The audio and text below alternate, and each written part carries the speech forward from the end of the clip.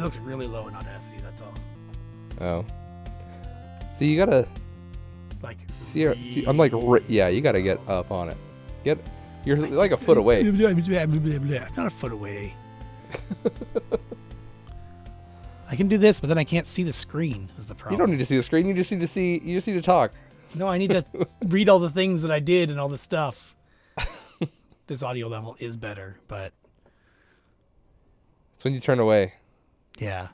Well, I have two monitors, and they're side by side here, and you're on this one, and all my notes are on this one. And See, this way, you got to have a low-mounted mic. I know. This high-mounted mic isn't easy. working for you. I bought this fancy arm. I'm sure you could mount it upside down. I don't know how that would work. I mean, it could. It should. Except the place where it sits on is actually loose. It goes in the hole and turns on that spot. That's so what she that said. thing can't actually, yeah, exactly. That thing can't actually be tipped at all. But I could still mount it down here somewhere, which is maybe what I'll do eventually.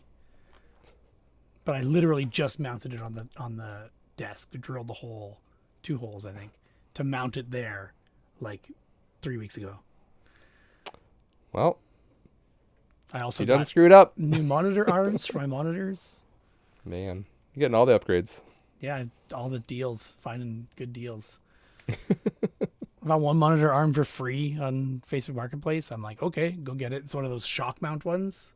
Okay. Yeah, and then I went and got another one for $5 or $10, I think. Right? Like, I don't know, whatever. A few weeks ago for that second one. And then I realized I had the first one in the garage, and I had that cheap small Samsung TV that I told you I got for $15 off Facebook Marketplace on it, and it was too heavy for it anyway. So I took the 2 mounts that I had here that weren't wide enough for these monitors, because the size of them is just bigger than my old monitors, and put that one in the garage on the heavier TV, and then put these shock mounted ones here. And it works really well. All works out. Except this microphone arm. Because Josh is complaining that it's not close enough. Hey, I wasn't complaining. You were the one complaining about the low waveform. Yeah, it was quiet. Probably still is. I just cranked the gain up, but there you go. That won't mess with the recording at all. That won't cause any problems. That won't make my life a living heck. Like last episode where I started screen sharing and it did exactly that on me. And it just started in software. Yeah, you just started screaming in the microphone. Yeah, it was really nice and muffled. I hope you fixed that real nice and smooth. Haven't you listened to the episode? Don't you know? I haven't listened to the latest episode. No, I'm so far behind on podcasts. Oh man, I think I did pretty well. I don't think you can't even tell the transition. You can't even tell I did edits, and you can't even tell the edited edits. I can't tell if you're sarcastic or not, because that's normally something you wouldn't bother with. And you'll never know. Oh, I'll know. I will listen to it. I just haven't. There's a You'll difference. be like, wait, didn't he say something there? I did. It's not there anymore. Wow, this podcast is just Josh talking. What's going on? Sorry, everybody. Derek's audio got screwed up. There's the edit. I kicked him off. So, what's new? We haven't talked. We actually haven't talked in like a month. Yeah, we had back and forth on Twitter, but it's mainly like I send you a link of something to tease you to buy, and then you don't buy it. Yeah. Like the PS4 disc edition that I found for $400 Canadian. Oh, you should tell that story. I forgot there was even a story. It was on Garage Sale though. I don't have the website for that, but I did message the guy, and I sent you my chat, right? I did, yes. I said, "Is it disc edition?" He said, "Yes." It said it was in a town over from us, which would be like a 25-minute drive or 30-minute drive. And then he's like, no, I'm in Waterloo too. Oh, okay. So that's like really close to my work. And I said, what would be a good time to see it? He said, I haven't even taken it out of the box. I'd rather not open it. Just would take the value down. I just need to sell it as is. I have a few people interested. I asked whoever will send a deposit first can pick it up first thing in the morning. To which, okay, then he kept going. He said, first person who sends deposit and tells me I will give my address to pick it up first thing in the morning. I'm at work until 7:30, but I have 4 people messaging right now about it and sends me his email address. And the email address itself was also weird, right? It was at kohotransfers.ca, which I'm like, okay, is that a bank email address? Is that some kind of scammy email address? What the? I just messaged him and said, to be honest, it sounds sketchy. I think I'll pass. It just sounds like one of those like a laundering email account. Right? Yeah. Like literally, I looked up the email. Untraceable. I looked up the domain name from that email address. It was some like bank that looked like almost like a pay-as-you-go type bank, or like you can just load a card with money or something like that. I don't Yeah. know. I just didn't bother. Could be That is legit, probably sketchy. isn't. That's sketchy AF. Yeah. So, brand new PS5 disc edition for 400 Canadian. Actually, he dropped it down to 375 too. Yeah, it was Yeah, because 375. probably people keep sending him deposits. That's what and it was. it's Yeah, I had sent you the ad when it was 400, and then I sent it to you the next day. Nope, later that day. 13 hours later, it was dropped down to 375. Yeah, just keep taking those deposits. yeah. I remember that was like a big thing when I was looking to like rent a new place or buy a new car. I remember getting an address for a place to rent, and I got before I knew it was a scam tactic. I got I'm not at home, but I actually had to move out of the country, but my place is empty. I can mail you the key, and then you can Boy. get in and look at it. I was a dumb like 20 something, so I was like, okay, sure. I never sent any money, but I was like, oh, I just want to like look at the place to see if I even want to rent it. Like I don't even know. Yeah. And I drove past the house and there was like a family living in it. I was just like, do you guys know your house is up for rent? They're like, what? Wow.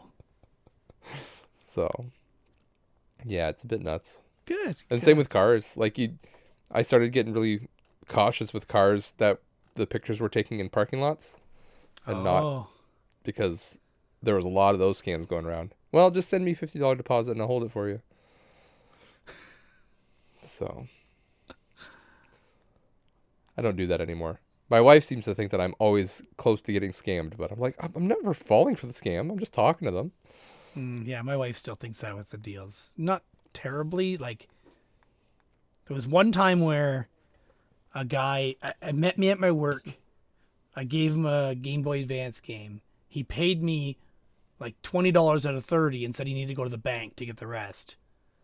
And he probably actually did, but I was an idiot and didn't take the game back from him before he left. So Yeah. he just never came back. Yeah, of course.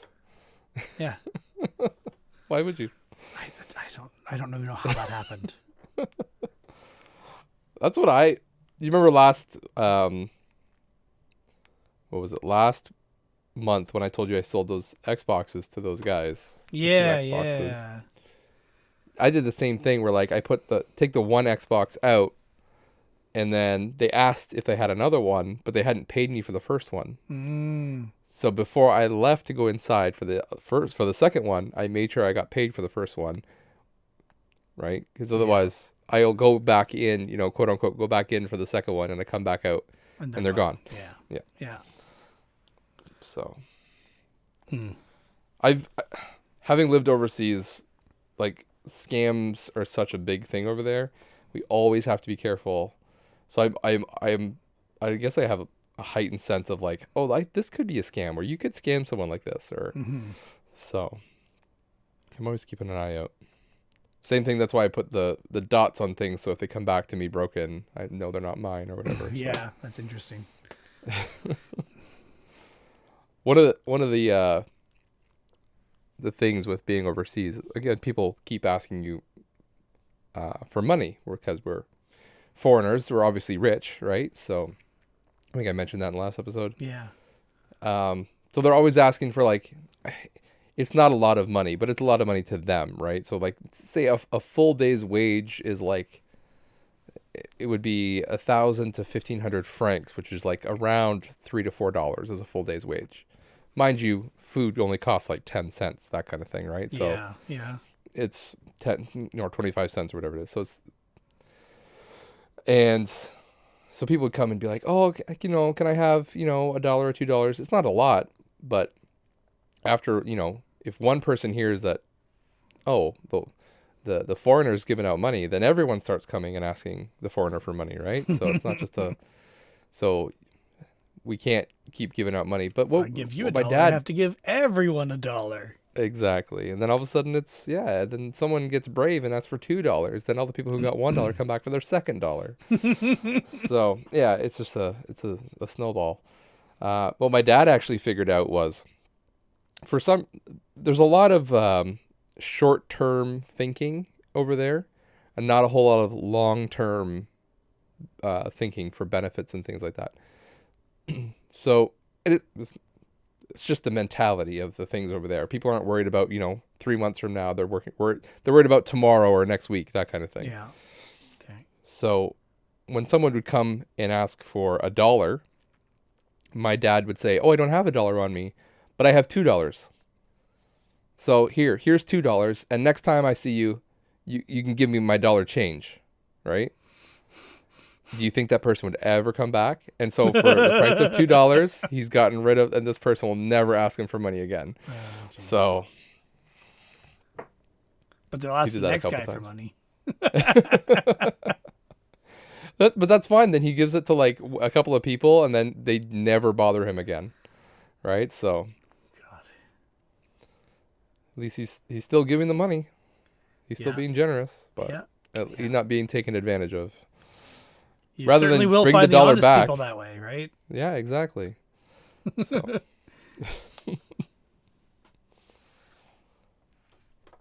Well, I also saw Xbox Series X for $550 new in the box as well. Again, not that I needed it, so I didn't buy it. You said that seems too cheap.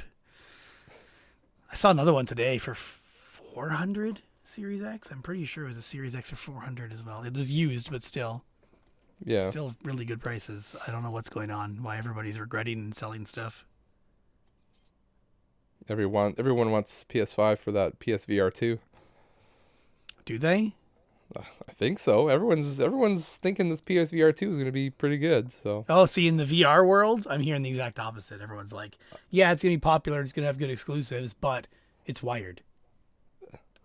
but that's that's the PC community who always looks down on consoles, right? So Well, it's just, if you look at Oculus Quest, that's not PC, no, and that's not wired. no. That's wireless, and you can even do PC to that wirelessly now. Like Oculus supports that. Yeah. So I mean, it's becoming the norm is the biggest thing. And for Sony to not take that on, even if there was an extra cost of some kind of wireless thing, Yeah. it's just like, oh, you guys are behind the times that way. I mean, it's probably just because it's already going to be expensive as it is. Yeah. So that's a cost cutting. And let's be honest, it's one cord. It's not that big of a deal. Just hopefully And the camera holds you in place anyway, but there's no camera on with PSVR 2. VR2 you won't be in that situation, yeah. Yeah, exactly. So whatever, you're going to have a cord. It's not the cord was never the issue. It was always the camera. Yeah. But now without the camera, you're going to have the cameras on the headset now, so it gives Yeah. you more ability to move around. Yeah. So in that case, it would be better to have wireless.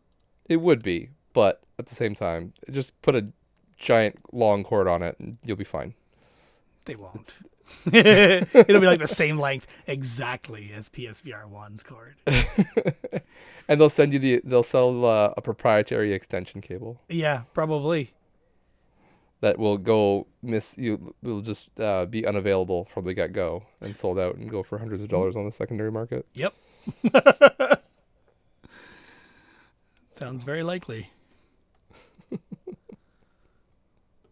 Something I did watch really like right after we last talked, I think. I can't remember if I mentioned it. I didn't think so, but documentary called Vinyl by this guy from Toronto, Alan Zwig. Bill had talked about this before, and I wrote it down. Bill or Kevin, I wrote it down because of, can't remember which one, but it's very reminiscent or really reminds you of video game collectors. It's about vinyl collectors in Mhm. like the early 90s.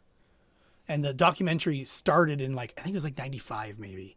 So maybe late 90s. But it didn't come out till 2000 just because he was just like an independent filmmaker working on this and he got some like money to do it.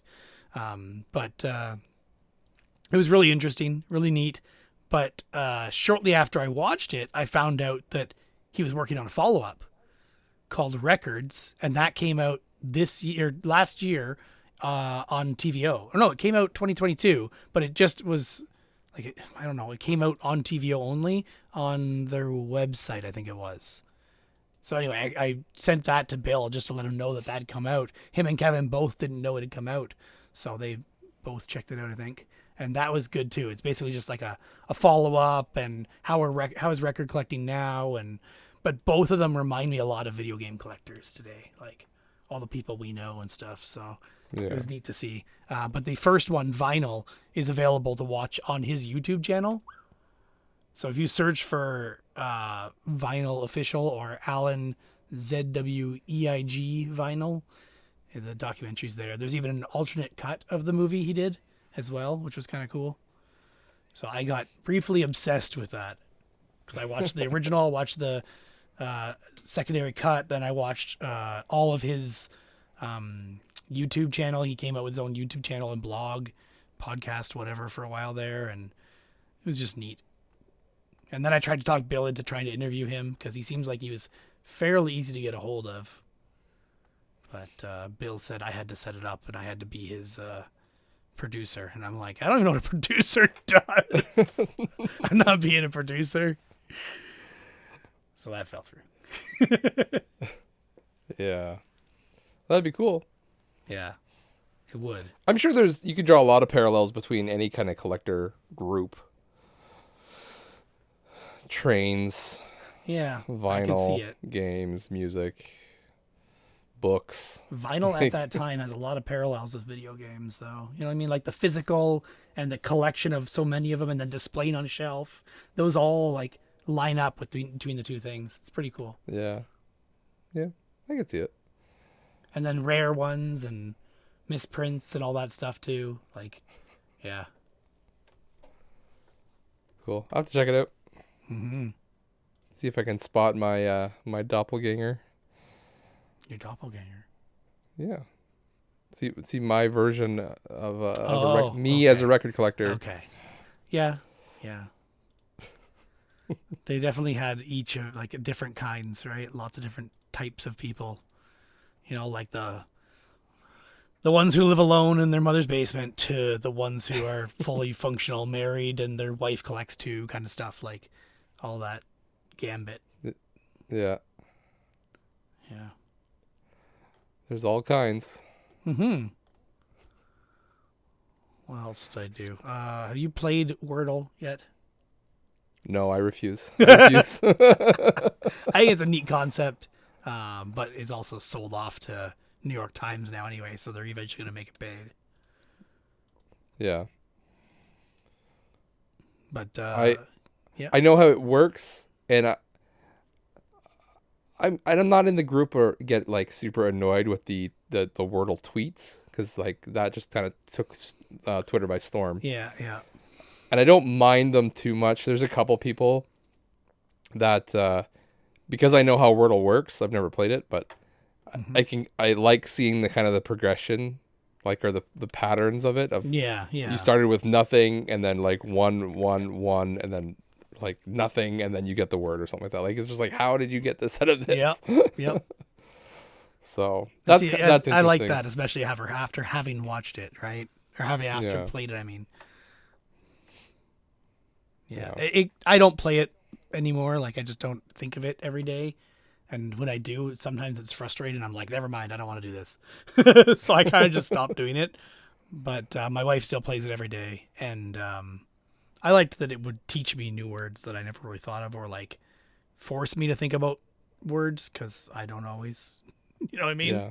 Like it's like something I do it because I have to.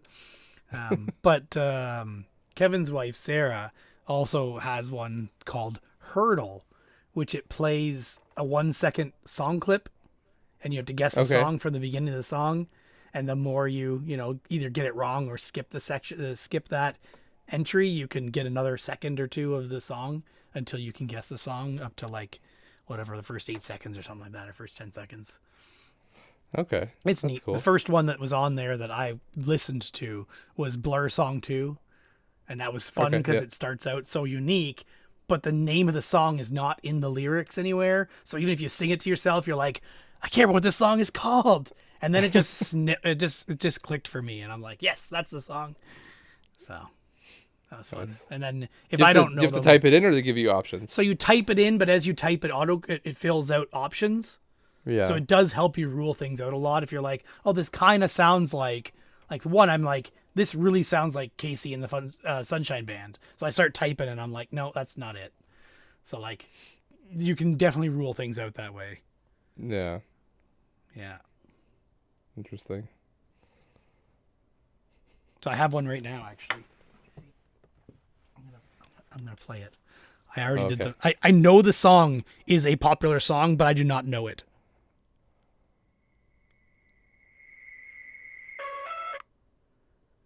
Oh, I know that one. What is it? I know it's obvious. I just don't know it.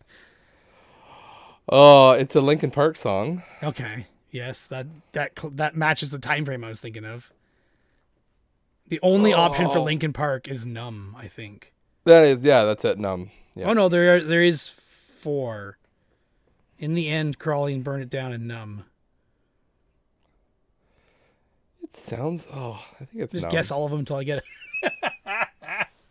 It's not in the end, because in the end starts with a piano. I don't know. Anyway, this is frustrating for people to listen to. But that's just like, that's one that I get annoyed when it's like that one, that I know it's a popular song. I know I knew it at one time. It was never my thing, but I still knew it, right? Like, it was just Yeah. so popular. Yeah. Is this an app, or are you just playing from a website? It's a website, yeah. Okay. No installing an app needed. And when you get the song, some of them let you listen to the whole song, or other ones will let you listen to just like the first minute or whatever. Yeah. So they must have some licensing deal going I on. was gonna say licensing must be a Yeah. bit of a pain Right? if they are even licensing. Yeah, well, I would. They have like Spotify as like a click to play this song on Spotify, so I assume they okay, have okay. some kind of partnership and rights there. Yeah. Yeah. What have you done lately? Oh man, I have been busy. I was training. I think I mentioned last time I was training a new guy. Okay. He fell through. He didn't work out. Oh. He was an interesting character who decided that he knew the job already after 2 days. That's good. That And makes then it really started easy telling- for you, huh? Yeah, and then started telling me how to do the job because I didn't know. Good. Yeah, so Good. I was just like, a lot of people. I mean, I haven't been trucking for as long as these people have. Like, this guy's been driving truck longer than I've been trucking. So Walking. not that I'm a trucker in any way, but Yeah. like, it's just. I think a lot of people see my age and they're just like, "Who's this young guy, and why does he think he can teach me how to do something It's that I?" literally your job to teach him. So. Yeah, I know. But this isn't the first time either. Like, I can always tell after a couple of days. Yeah. You can just kind of see this mental wall go up between us, and they just like stop listening to anything that you tell them. Awesome. It's very strange. So, and while I was training him, we hired another guy, so I was like training 2 people at once. It was like switching on and off days basically. And I was actually kind of like, with the first guy, I was starting to question myself, like, do I even know how to train properly anymore? Because this is not working out. Like, am I doing it wrong? Okay. And then the second guy I trained, it was just like night and day. Like, Okay. it just clicked, and I didn't do anything differently, so I knew it wasn't me this time. It literally was just the guy I was training. Yep. So, so yeah, the new guy I trained, or the second guy I trained, like I think I trained him for like 3 days and he was on his own. So, which is great. And then he handed in his notice like last week. Oh, he did. The good one handed in his notice. Yeah. I was hoping you were going to say the other one didn't work out. Oh, the other one didn't work out. He quit after a couple of days. Oh, God. So, yeah, he didn't even finish training. But yeah, the new guy who was actually good, yeah, he put in his notice. I don't think it's anything on our side. I think from what I heard, it was a previous employer reached out and asked if he wanted to come back, and he said yes. So it's not that we were bad. It's just the other job is more enticing, I guess. So And familiar, right? Familiar. and helps. familiar, yeah. Yeah. So, and now I'm training another guy this week. So I'm on my third, my third person in 4 weeks. So, Well, I am now a certified trainer for our drone. yes, that's what I think we had that Yeah, conversation yeah. last. I think we were talking about it coming up.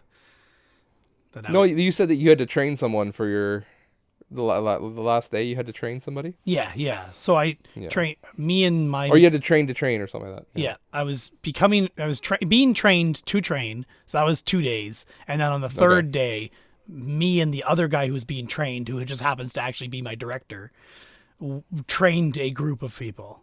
It was 4 people. I think it was 4. Yeah.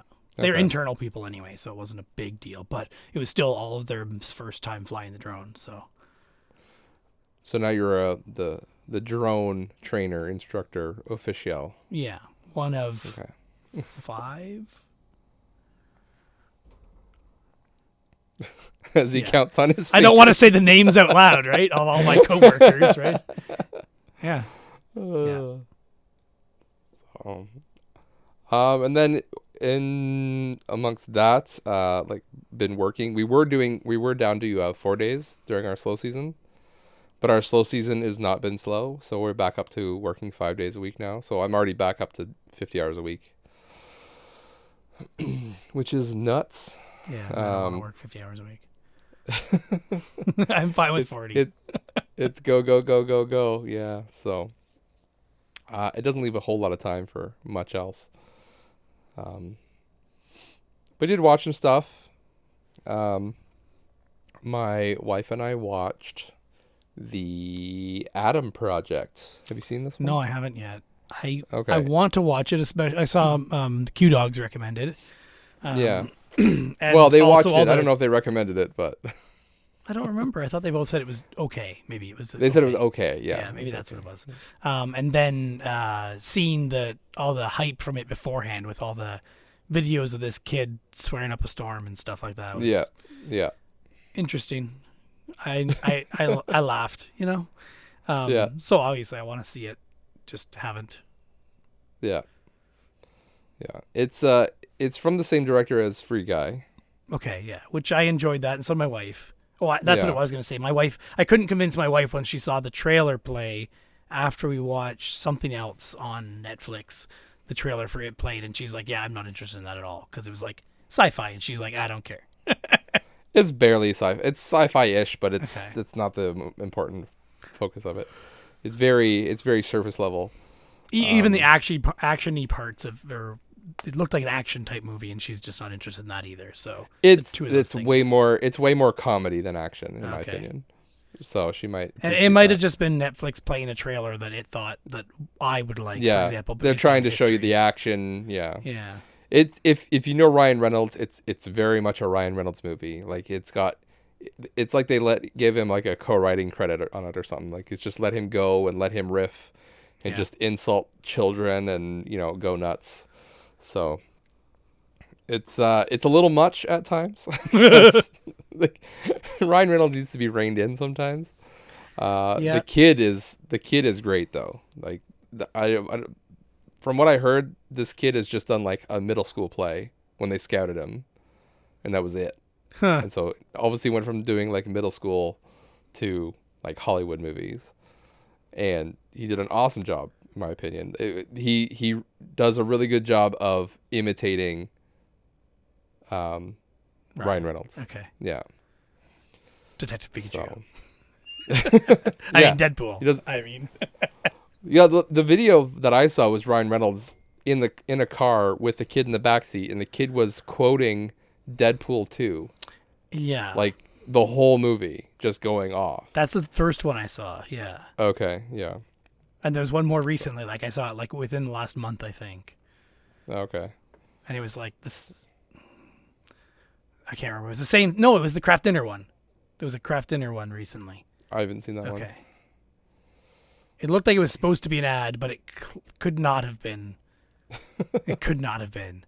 And it said something along the lines of, or someone, I think Ryan Reynolds had tweeted it and said these were the takes where we can share or something like that, or these were the cleanest takes or something like that. I can't remember.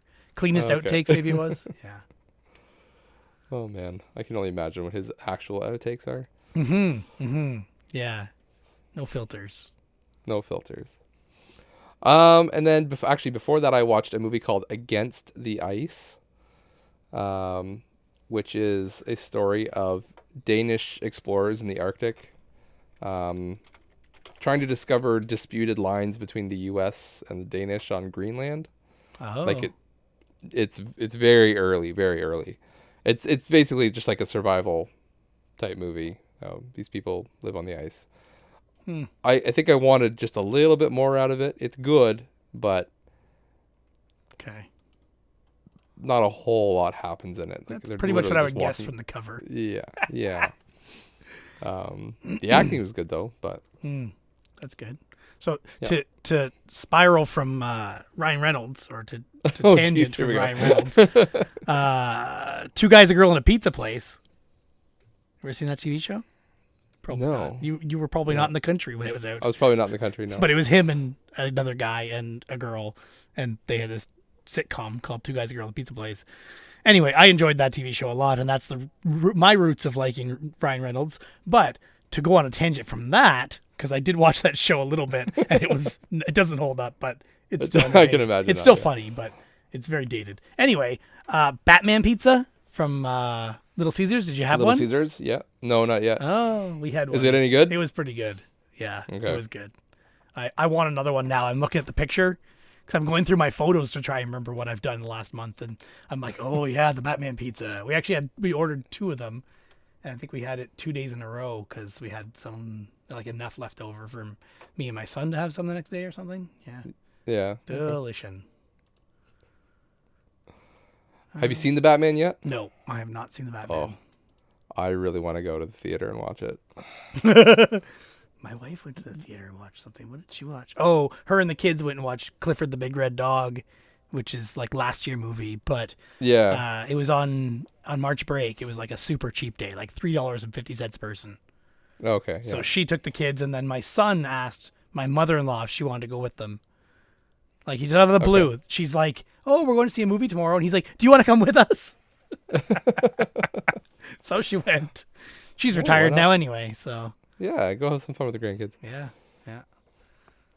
They enjoyed that. That's good. My wife and I have been watching Baroness von Sketch show, which I mentioned because I've heard of it. Yeah, I think you've mentioned it. Yeah. I mentioned it because we were talking about LOL, like the last one laughing people. Yeah. So we started watching the show. I showed my wife it, and she's like, "Oh yeah, I've heard of this, or I've seen a few of those girls on things." So we watched the show, and there was a couple things we had seen that were like skits you pass around on like YouTube or whatever. Yeah. So there's a couple of them we'd seen, but it's pretty good. It's like a sketch comedy show with all like a group of 4 women that are pretty much in almost every sketch. It's funny as hell though.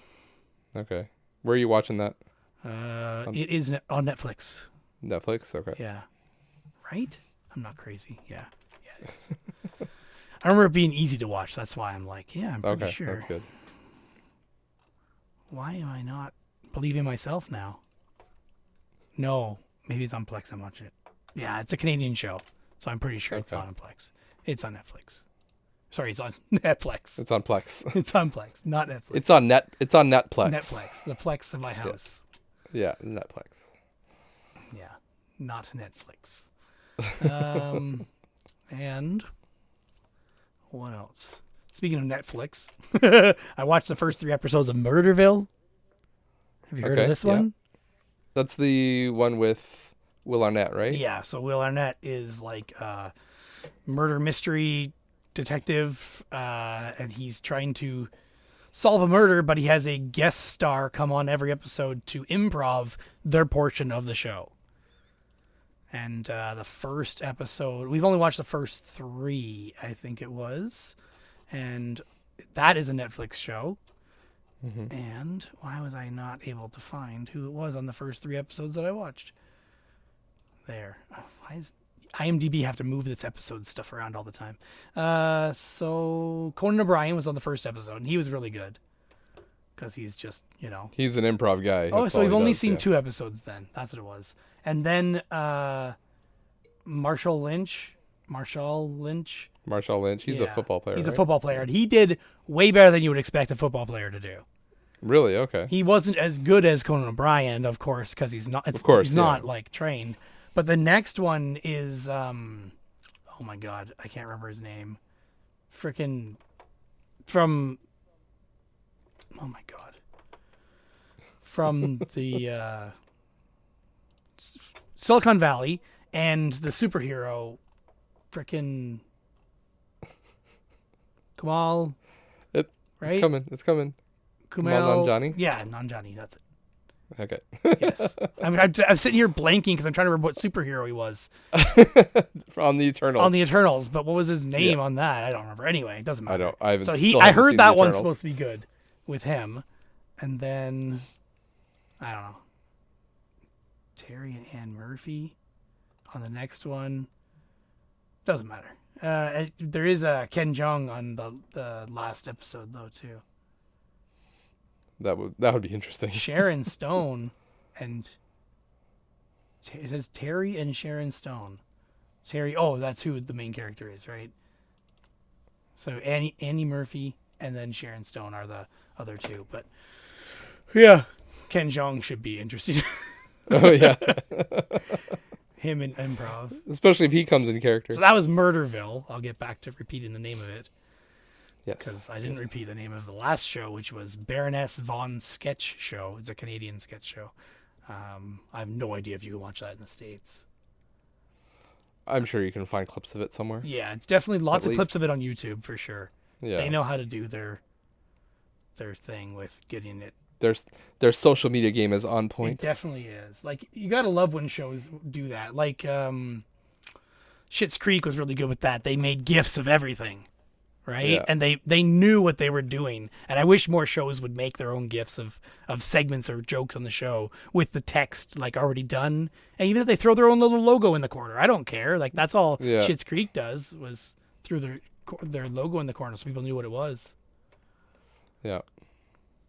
I mean, we use it in our Discord all the time. Yeah. So. It's working.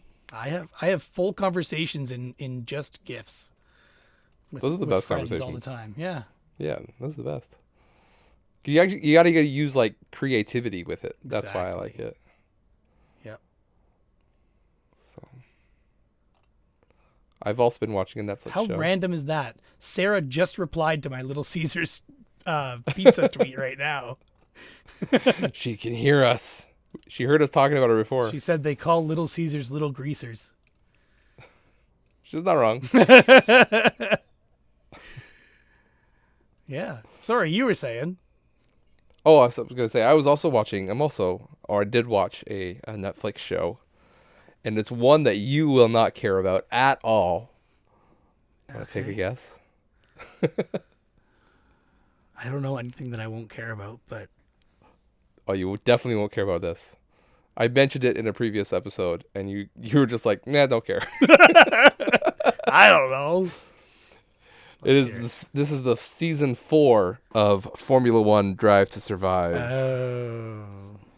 which I've said in the past, even if you don't know anything about Formula One, you can watch the show. Not that I and be wouldn't care. Thoroughly It's just entertained. that I have so many things to watch before I get to that desire of watching. I understand. I understand. In fact, I should But- send you some things to watch just so you don't need to watch this anymore. I like it. It's so good. Honestly, the cinematography in Formula One is so good. Like the shots they get of the cars is so good. It looks amazing. the storylines. It literally is reality TV, right? Like they're just telling you what happens on track. But it's not the real people. It's like reenactments. It is the real people. Okay. It is the real people. I was assuming Yeah. it was It's like the reenacted. No, it's the actual drivers. It's the actual teams. It's the actual team managers. It's the actual team owners that are talking. And they're, it's just interesting to see, the separation in teams. Like you have the team like Mercedes, who has like an unlimited budget and unlimited team and all these, they're winning every race, basically, that kind of thing. And then you have a team like, there's a team they're called Haas, and the biggest dig on the latest, I think it was this, I forget what season it was, maybe it was last season, but they're like, Mercedes says that they have as many people on vacation as the entirety of Team Haas has in total.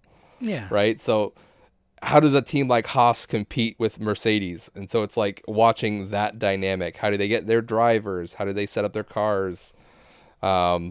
It's strategies on the track, like how to defend, how to attack, how to, all these things that you just never know about. Like I literally started watching season 1 having no idea what it was. Mm-hmm. And now I'm fully in on Formula One. Like I'm following it on Twitter. I'm watching clips on YouTube. And it's just like, it's such an emotional roller coaster. It's fantastic. So. Okay. Yeah. Someday I'll maybe get around to watching it. If anyone listening, if you like racing at all, even if you like racing games, go and watch the show. Give it a couple episodes. They're not long. They range from like 30 minutes to 45 minutes, so it's not Formula One Drive to Survive. Formula One Drive to on Survive. Netflix. Yes. Yeah. So I watched The Kingsman 2021. The newest one? Yeah. I enjoyed it, but the other Kingsman movies were more entertaining, I would say. Okay. Yeah. It was good. Just wasn't as good as the other ones. Like there was no zaniness per se. There was a bit of gory killing and stuff like that, but it was pretty tame and predictable, I think. Does this also have Taron? Is it Taron Egerton? Is that his name? Taron Egerton? The kid that you Egerton? liked? Yeah. No, this is like a prequel. Prequel? Okay. Yeah. No, my reason saying is I don't like him. That's... Oh, okay. Somebody I was just talking to recently said they liked him, I thought. But Okay. no, this is like all the origin story of it. Yeah. Okay. I might check it out. He's been the main reason I haven't been following the series. Oh, okay. Because Well, then maybe you'll like this one. But, maybe, yeah. But if you liked the like absurdity and humor of the other ones, this one's less of that. That's all. I think I just got turned off from the first one because it was like the zaniness of it, Mm-hmm. and then it got like spoilers for anyone. There's like a church massacre, Mm-hmm. and it's just like it went from like zany fun to just like kind of off. Like why is this guy just like killing all these people in a church, like these innocent people? Like they're going crazy, but it's just like Yeah, it was such a weird turn. Yeah, it's just such a weird turn. It was a weird turn. It's like they really wanted to have a scene like that, and they couldn't think of a better way. Yeah. Yeah. It's the same thing in the first movie. It just felt bad. With the heads. Did you ever see that part? Near the end? Maybe. Is it in the first movie? Yeah, I'm pretty sure it was the first movie. I don't. It's not ringing a bell. So maybe it was the second, but I thought it was the first. Anyway. I've only watched the first one. Yeah. I don't remember. I don't remember which one's which now, or how it goes. But anyway, it was just like absurd gore for the sake of absurd gore kind of thing. Yeah. Yeah. Which I don't mind. I don't mind that. It's just for some reason that first one bothered me. I don't know why. Who knows? Well, the kid's in the second one more, but I thought he was more fun to watch. I'm pretty sure it was my coworker that said he liked the kid, and I didn't really. I didn't love the kid at first. Like I kept calling him a kid. He's older than I am, probably, but he's probably the same age. He's the same age, probably. But still, he comes off as being a young kid, like foolish and doing stupid things in the first one, but the second one is better that way, I think, because he's more a Kingsman, right? Like Yeah. more put together, More and professional. and yeah. Yeah. Okay. I might have to try it. Give it Yeah, a you second should just shot. watch them all. Just do it. I should. If you don't like the second one, the third one is completely different. Like I find it totally different. It still follows it's like the origin story of how the King's Men became to be the King's Men. Yeah. Okay. Yeah. Cool. I watched a movie that I've been waiting to watch for a long time. Yeah. What's that? I watched. Oh, I need to check my. Check yourself before you wreck yourself. I just want to make sure I get the right title here. I watched Spider-Man: No Way Home. Yeah, I watched that as well. Did you? Yes, my wife and I watched that. Oh. Thumbs up or thumbs down? It's somewhere in the middle. Really? Yeah. I think that was 2 thumbs up, man. 2 I thumbs keep up. hearing that from people, and I'm just like, I'm not getting it.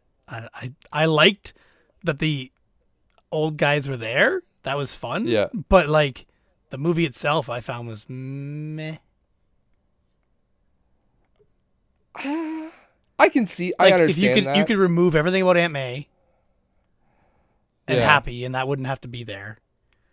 And then I still feel that We should put a spoiler warning, by the way. I'm just saying that part Yeah. I'm leaving clear enough. But Yeah. the stuff with Doctor Strange, same thing. I feel like it was unnecessary and crowbarred in there. I think they did that because they're trying to also set up the next Crowbarred Doctor in there. Strange Yeah, I movie. agree. It felt out of place. It felt like they were trying too hard to do it, I think. But that's my I understand opinion about it. but at the same time, I understand it's also just a superhero movie, and they're gonna do strange things to make things work, right? Like they've done that the whole time. I know, but they don't usually put the blame on superheroes. That's the thing that's different. That was the only thing that I disagreed with, is like Doctor Strange came down so harsh and just like, Spider-Man, this is all your fault. Yeah. Your fault. You did all of this. Blah blah blah. I was like, no, Doctor Strange, this is technically your fault because you agreed to it. Yeah. Yeah. In all of your infinite wisdom that you can look through the future, But and you that's can see not all what he would do. Like that's No, that's what I exactly. found anyway. That's what I thought. That aside, While watching I again, thought that. I'm just like, this wouldn't happen. I'm sorry. Yeah. You feel like you know the characters well enough to know. Yeah. And that's But, why I that- feel like, wah, wah, right? The rest of But it, yeah. aside from that, they just needed a catalyst to bring more people into it, right? But it was So- a very important thing. Without that, there's no movie, right? That's why I always feel like that explanation needs to be good. Yeah. Okay. I understand. Unless it's the Kingsman, then it's like, it doesn't matter, right? It really doesn't matter how you got here. It's about the ride. But with these superhero movies, I feel like they try to pride themselves on every detail. Yeah. I honestly, I was there for the ride and I was enjoying it the whole way. Like I came downstairs, I shut all the lights off. I had my TV blaring. Did you watch it with your wife? Did she watch it with you? No, she doesn't care about My it. wife watched it. She Did she? wanted Okay. to watch it. That's And good. she felt the Did she same like way it? as me about it. Really? Yeah. Okay. Yeah. Oh man, And she hasn't even seen the previous movies at all to know anything about Doctor Strange. I don't think that's entirely necessary. It would help, but has she seen like all the other Spider-Man movies? No. I think that think she's seen that was a any big of proponent for me. And that's why it didn't mean as much, right? Because But I've for seen them me all. having grown up on like the original movies, and then the Andrew Garfield ones, I went to the theaters to watch those and I enjoyed them for what they were, and I don't know, I've just been a fan. And so to see everything kind of culminate in one movie, and the villains and them talking, and I don't know, it was great. I thought it was great. I liked a lot of it. Yeah. It was just the glaring details that I did not like. Man, it brought a tear to my eye, okay? It brought a tear to my eye. I don't cry in movies. You do now. Oh, I do now. I'm an old man. So, something I've been doing. I don't know how long it's been now I've been working on it, but I want to add addressable LED lights to my house. Have I told you this or not? I don't remember. Yeah, we had a big conversation about it last Okay, episode. okay. So I've been working on it more, and I've gotten further and further, and I've been buying parts, and it's like now ready for me to like actually mount to inside of my garage, drill a hole through the wall, and run a wire out, and then put all the lights up. Like that's Okay. the stage I'm pretty much at now. You're pretty much there. You figured out your issue. Which I don't remember what issue I was having. It was like the controller issue, basically. Yeah, I've got everything figured out. It's great. Okay. Everything works awesome. It now broadcasts to FM radio station, so people that drive by can have their radio on to a certain station and see music go with my lights if they want to. Good. Yeah, like everything's working great. I've got it in a waterproof box that'll go in my garage. And all the parts I need are here. I even started buying parts for expanding it. Okay. I found these little controllers that connect through to Wi-Fi and are programmable, and they'll connect through Wi-Fi to my master controller, which is running on Raspberry Pi, and I can control additional lights with those. So that's gonna be cool. Sweet. Yeah. So for now, I'm just doing the roof line of the house, and the second story roof line of the house I'll do later, whenever the heck I decide I want to get a Zoom boom or climb up there, whatever. Yeah, just climb up there. You're Yeah, fine. I haven't yet. That's all. I've never done that on the house yet. Yeah. So that's fun. Cool. I look forward to I'd share you my screen Halloween. and yeah, Halloween. Yeah, Halloween and Valentine's Day and Christmas and all of Valentine's Day. You're gonna do a it. LED show. I'll do for anything. Valentine's Yeah, Day? any excuse, man. Any excuse to use these things. Canada Day. Yeah, for sure. For sure, Canada Day. Flash red and white to "Oh Canada." on your I can FM make it radio. look like freaking fireworks if I want. Eventually, I want to put up some kind of like they call them props, or like you can put up a big screen of LEDs. Yep. Like pretty much the LED screen you got me, I can put that something like that up, but with multicolored LEDs, Yeah. and put that on the side of can, my like, house, draw pictures or and- or in a window. We've got a big bay window. That'd be really cool there, but. Yeah. Or the garage door. I've seen guys do their entire garage door of LEDs and make it like a screen. You can play a movie on or like whatever you want. That's cool. All depends on how much it's going to cost. Yeah, exactly. How much money do you want to put into this? Well, I'm already like over 600 into it, so. Did you end up just throwing money at the problem? No. Was that no, the- No, I'm okay. I'm going way cheaper than anybody else has done. Like I'm in a Facebook group for it, and I'm just like, hey, I haven't seen anybody post anything the way I'm doing it, so here I am sharing. And people were like, oh, cool. How'd you do this? What'd you do there? How'd you do that? What'd you wire up that? So, yeah. Cool. Yeah. And a previous coworker of mine is one that I knew was doing this, and he described what he was doing. I'm like, okay, that's cool, but that's just throwing money at it, right? Yeah. So I found a cheaper way to do it using a Raspberry Pi and no extra controllers. It's simpler, and I can't do as many lights this way, but with these wireless add-on things, I can do more. But he's actually one of like the experts in the group for this like worldwide group at Facebook. Yeah. Yeah. Soon you will be the expert. I don't mind being a minor expert. Yeah. One more movie I want to bring up. Only one more? Another movie came out. I'm only halfway. I'm not even halfway through my list. Oh, jeez, man, you gotta run here. I watched Jackass Forever, Oh God. and it was fantastic. We'll leave it at that. I forget. Are you a Jackass fan, or are you not a No, Jackass not at fan? all. Oh man, the stunts in this one are hilarious. Like, There's take a what lot they of- do, and I could watch like an eighth of it, maybe, and then that'll be okay. Yeah. Oh, it's very funny. It is awkward a little bit because one of the guys who's been like a mainstay on the series, you probably heard of his name, Bam Margera. Mm-hmm. He did Wild Boys and CKY and all that stuff. Yeah. And Viva la He Bam. basically got, Bam, yeah. He basically got fired from the set So he's not in the movie at all.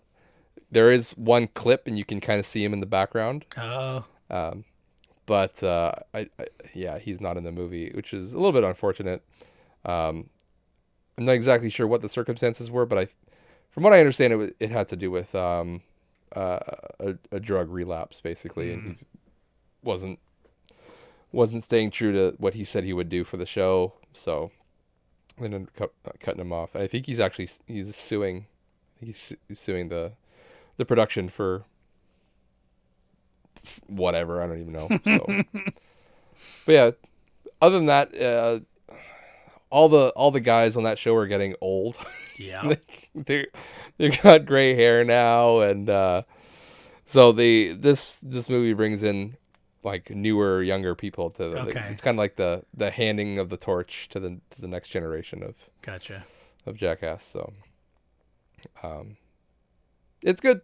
It's funny. There's a lot of poop in it. There's a lot of genitalia things that happen. Neither things that I really want to see full-grown men doing on television.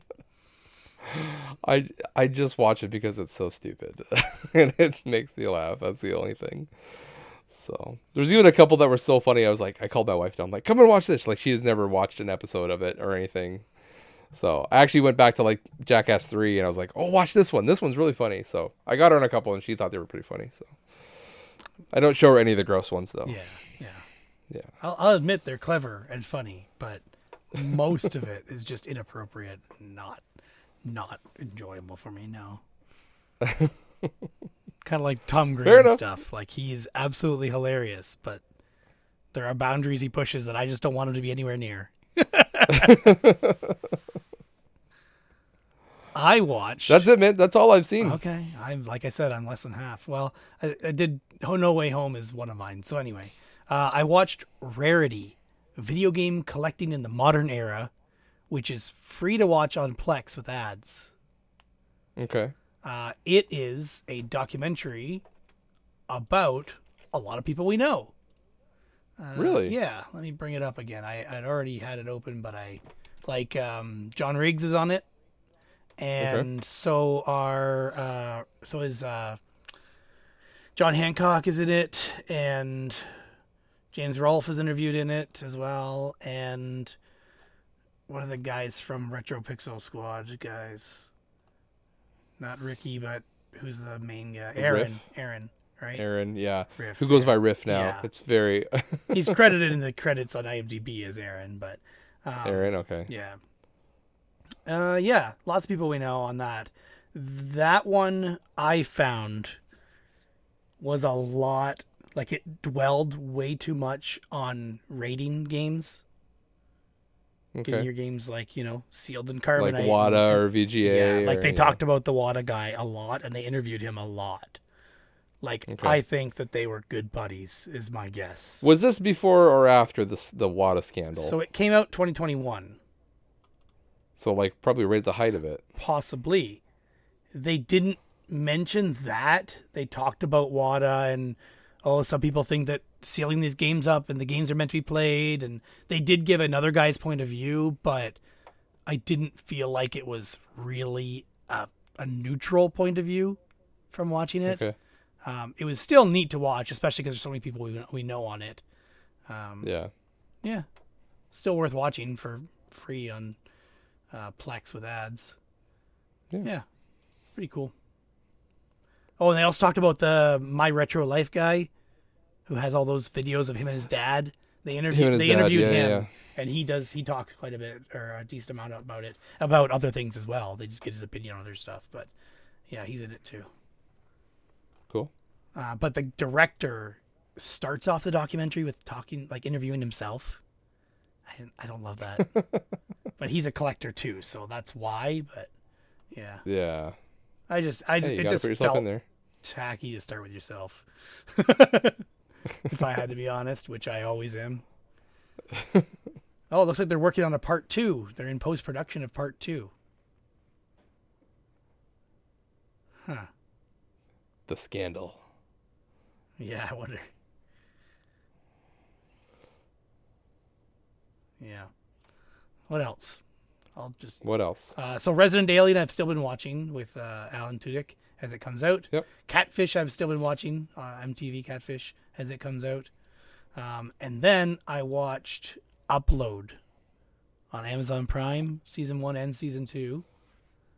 It is a TV show about a world basically in the future where when you're dying or about to die, they will take your consciousness and upload it to a cloud world if you're rich enough, basically.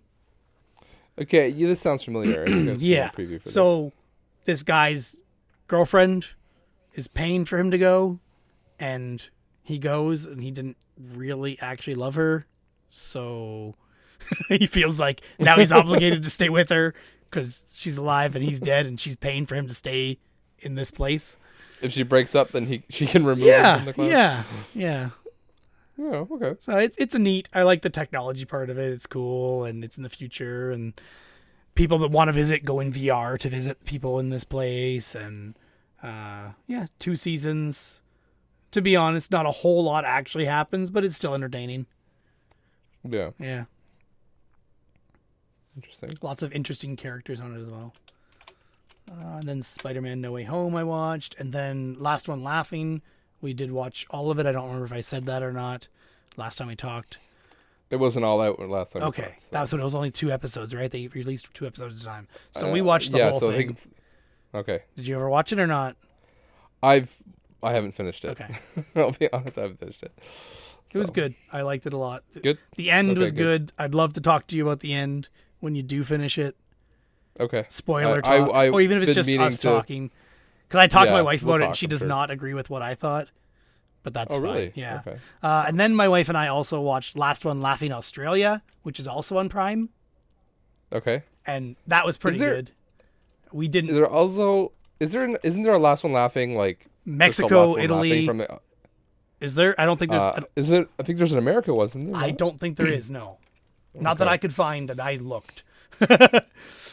So the show is Japan, Mexico, Australia, Italy, Iran, Germany, Spain, France, India, Brazil, Canada, Albania.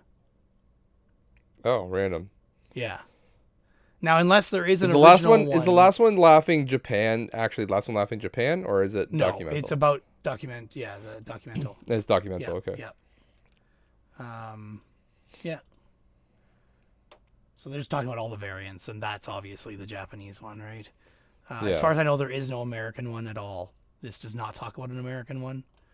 The Australian one was nice because at least they speak English. Yeah, I was gonna say. The rest of them, they don't. We checked out Mexico on Prime just to be like, I wonder if they dubbed it in English. Nope, they did not. No.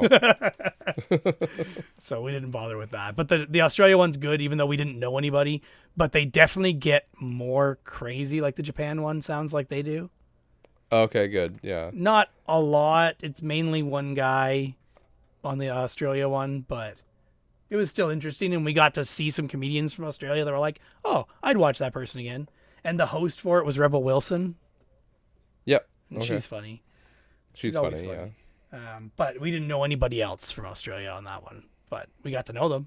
And there's one guy who I'm like, me and my wife both like, yes, we would absolutely watch that guy's show. So I went and tried to find his show, but of course it's harder to find because it's from Australia. But is a Hamish Blake on there by any chance? Probably not. I don't think so. I'd love to see him on a show. No, I don't think he was on it. No. Nope. I was gonna say I don't know the name Hamish, so I don't think so. But okay. Yeah. And then what else did I do or watch? I'm gonna jump to something that we did or I've done. My basement with the leak. We finally have a guy coming to look at it or coming to work on it. Just coming to look at it. Okay. Cut the hole in the wall myself. I stayed between the studs because that's what everything I saw online was like. You know, if you're cutting drywall and you want to fix it easily, cut from stud to stud, center of the studs, cut out a section, do whatever you need to do, and then it's easier to patch. So I did that, and I'm like, okay, now I'm going to patch it myself. And then I start to look it up, and I'm like, all right, I should replace the insulation in here because I don't know if it got moldy or not. Like, There's no Yeah. mold that I can see in there, but at the bottom it's a little bit dirty. I can't tell if that's where mold was growing, so I just ripped it out, sprayed it with bleach, scrubbed it, sprayed it with bleach again, and then dried it out with fans. And then I pulled Yeah. up the carpet, same thing. I could definitely see some mold under there, so I scrubbed it, bleached it, let it dry, scrubbed it, bleached it, let it dry.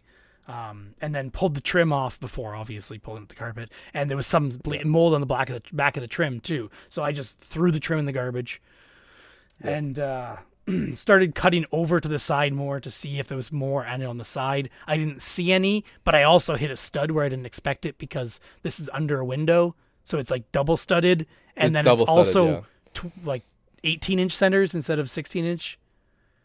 Okay. Because of the frame of the window, and then there's one more stud like 4 inches over from the edge of the window. I'm like, this is weird. So I stopped there because my stud finder also detects electricity.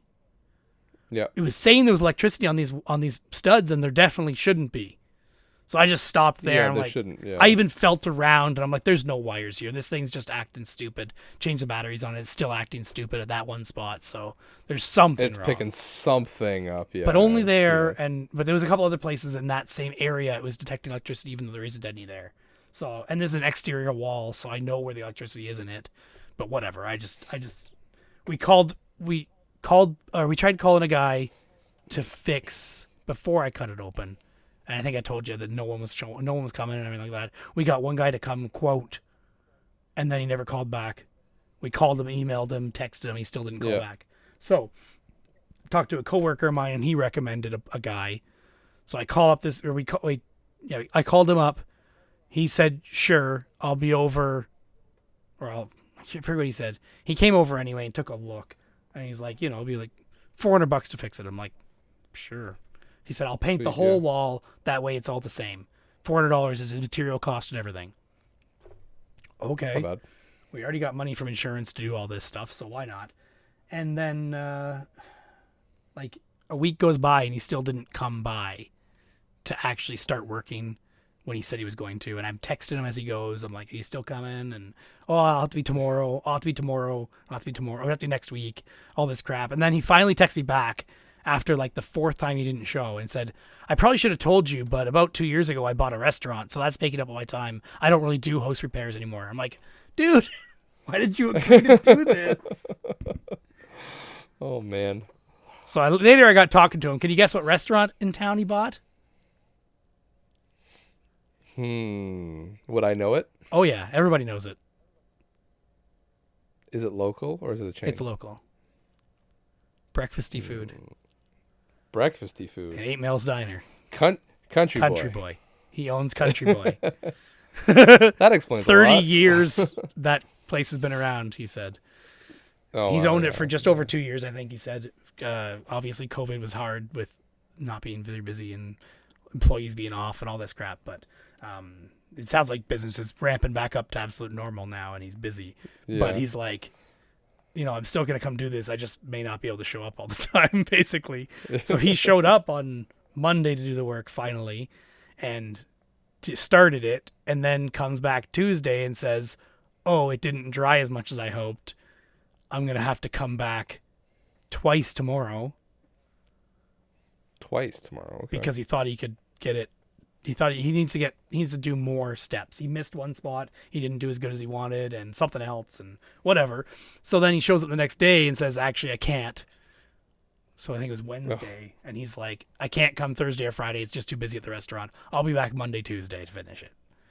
Monday and Tuesday. well. I'm like, as long as you show up, I don't care, but stop making Yeah. promises you can't stick to. Because I literally had to text him the words, "Are you still able to come today?" more than 3 times. It Yeah. was kind of ridiculous, but it's just kind of the way it goes, right? Then he texts me to say, "Hey, what was your drywall size? I don't remember. I'm doubting myself." I'm like, come on, man. Like, "Is today still Take going to some work for notes. you?" I texted him at 3:44 on a Wednesday. He said he was going to come. Nope, can't.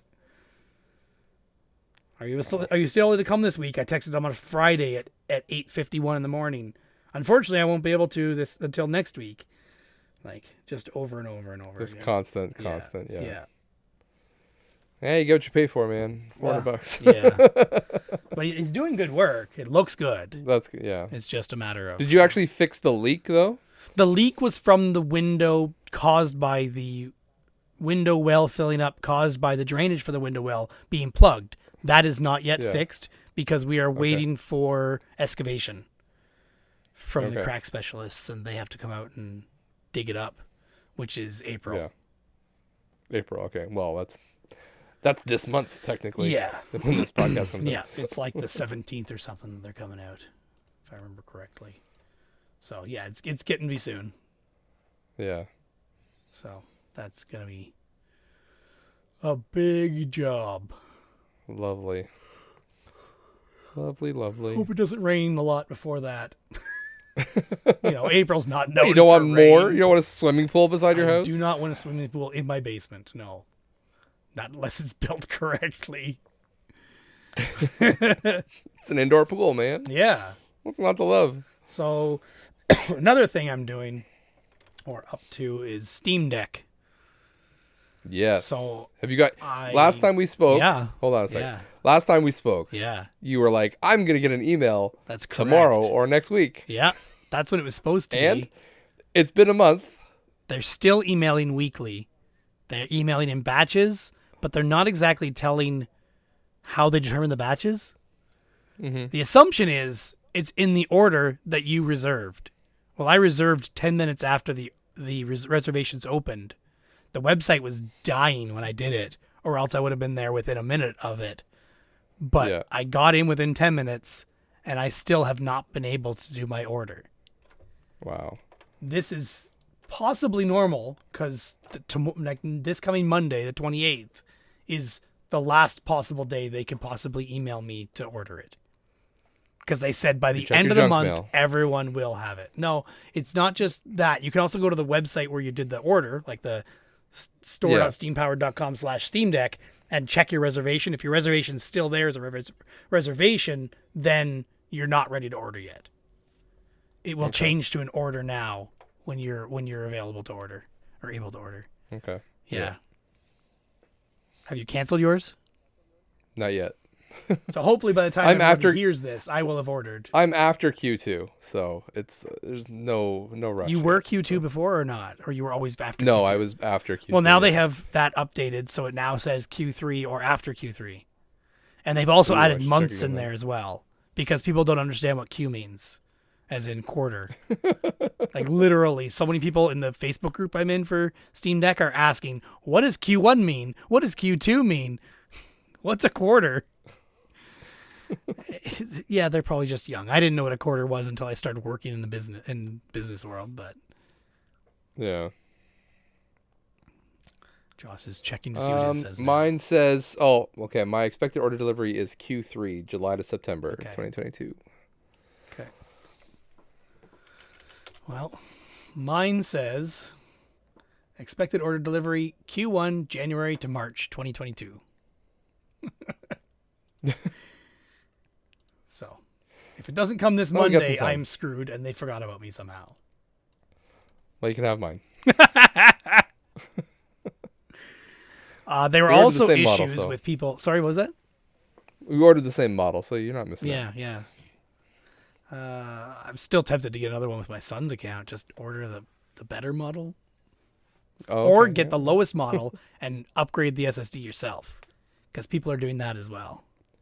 Yeah, but aren't you getting like a worse screen? Is it a screen? The screen is etched on the higher model.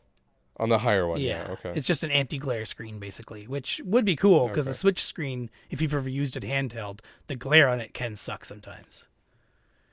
Okay, yeah. Maybe it's worse as a glasses wearer, I don't know, but it definitely sucks. Just get like one of those. There's going to be screen protector things you probably I don't think those help the screen with glare, though. Yeah, if you get a matte finish one, it would. Yeah, I've never seen a matte finish one that I know of, or an anti-glare one. They have one will.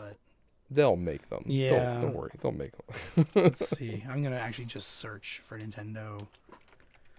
This is good podcasting. People love the clickety clack. Anti-glare screen protector. So it is a thing. Anti-glare. Can I lower sun protection on the Steam or on the Switch? Yeah, they exist for Switches, so I'm assuming they'll exist for. They'll make them for this this. too. Absolutely, they will. Yeah. So if you could save yourself a lot of money, that'd be nice.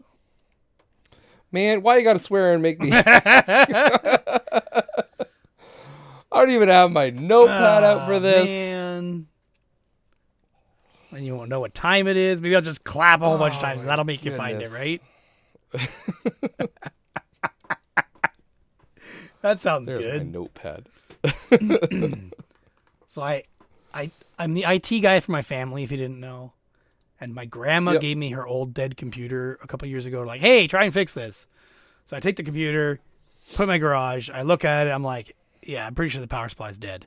So it's got a proprietary power supply because it's one of those smaller computers, like an Acer. And I plug in a regular power supply, just sticking out the back. Just the cords are hanging out the back.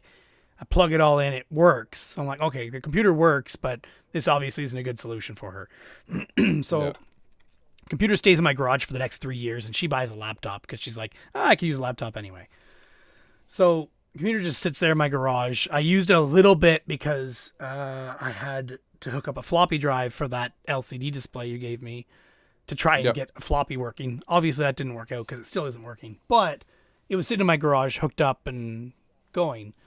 So my brother then gives me his computer and says, this is slow. Can you do anything about it? So I've had that for, I don't know, a year. And he's like, hey, are you done with that computer yet? I'm like, oh yeah, I forgot you wanted that back. So I go in the garage and pull it out, start working on it. And he's like, is there any way to upgrade it? I'm like, well, probably not. It's so old at this point. Like it's probably not worth upgrading anything. But I get looking at it. I'm like, this is an Acer. It's a lot like Grandma's. Okay, well, let's take a look at Grandma's. Okay, her processor is like 25% faster than Ryan's, and she has almost like double the RAM. So she doesn't need it. I'll just put Ryan's power supply in her computer. I check the specs of the processors, and the newer processor actually uses less power because it's a smaller like circuitry. So the power supply is powerful enough. So I swap over the power supply from her computer to his. Boom. Sorry, from his computer to hers.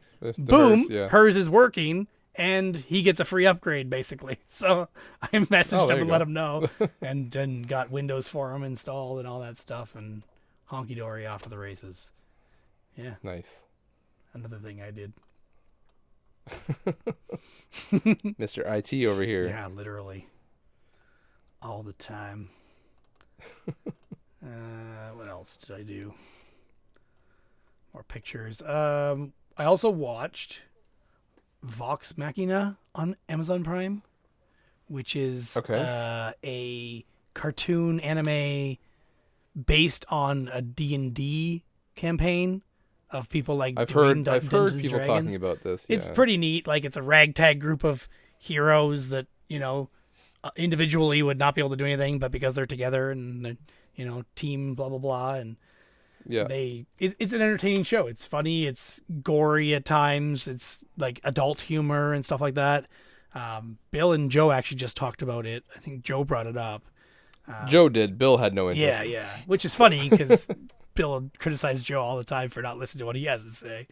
But I watched season 1 and season 2 of that. It was pretty good on Prime. Okay.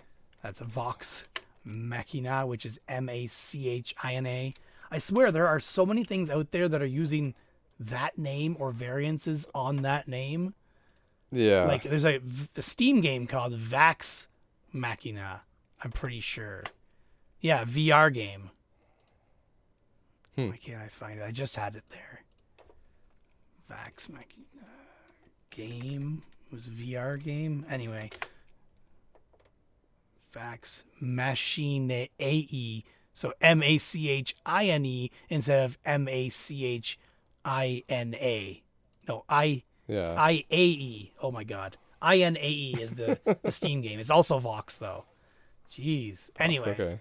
But I've heard of something else recently that was also named that. There's a game called Nex Machina, like Yes, NX that's the other Machina. one that I've heard of recently, Yeah. right? Like, And then there's the movie Ex Machina. yep. Yeah. So, which is a great movie, by the way. No, it's not. What?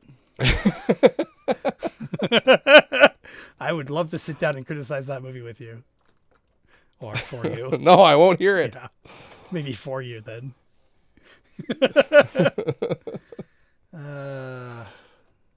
So last thing Well, I on can- my watch list. No, Want go for it. that? No, you can have it. Then we can. Well, hold on. First of all, I also bought a new vacuum cleaner. Oh wow, this is the premium content people are paying for. This really sounds like we're No ripping off wonder Bill this and Joe, podcast doesn't it? sucks. Not very special at all. So we have a Dyson V6 cordless Oh, you're fancy. vacuum. You got a fancy Dyson. I bought it from the Dyson Canada refurb store on eBay with an eBay coupon while it was on sale 4 years ago. I think it was. Yeah, 4 years ago. Okay. 2 years after, we had to replace the battery, and now it's 2 years again, and we pretty much need to replace the battery again. It's getting low. But just a couple months ago, I found another V6 on Facebook Marketplace or Kijiji. I think it was Facebook Marketplace in New Hamburg, and the battery's dead. So I'm like, okay, I already know I can get a battery off Amazon for like $50. So I go buy that thing for, I think it was $50, and then bring it home, clean the crap out of it, and then it also didn't come with the dock, like the wall mount dock, or it didn't have a stick for it either, or beater bar, just one like regular thing. I'm like, this will be great for cleaning cars or whatever. So it's a good backup vacuum. But I found a deal on the wall mount on eBay for like $22 or something like that, shipped from Australia or something. I don't know how I got that deal, but worked out well. And then bought a new battery on Amazon for that, and now we've got two V6s. So Oh, nice. yeah, almost as good as Gotta be Joe's whatever it was with the laser. Yeah, so you can see the dirt on the floor. Yeah. Well, that's fun. It's really ridiculous how much I actually enjoy cleaning vacuum cleaners. It's kind of like cleaning Do you? controllers, right? Like I do that because I have to, not because I like like doing it. Yeah. I like doing it. Do you? Taking them apart and cleaning them. Yeah. Did you hear that? This has been my pictures. The owner of Valve was delivering Steam Decks. Yeah, I Gabe saw that, Newell? like the doorbell Yeah. camera pictures of. There was videos too. They Yeah. released a marketing video later on. Well, yeah, they kind of had to. Thinking about the marketing of that, Yeah, right? yeah. Like, He's like he is so stinking rich. It's not even funny. He's an ex Microsoft like founder, like one of the first like 50 guys at Microsoft. yeah. And then id Software, I thought he was at too, if I recall correctly. But yeah, anyway, just one of those guys. And he's doing something right. Yeah, exactly. And Valve is privately owned. They're not like on the stock market or anything like that. They're owned by just him.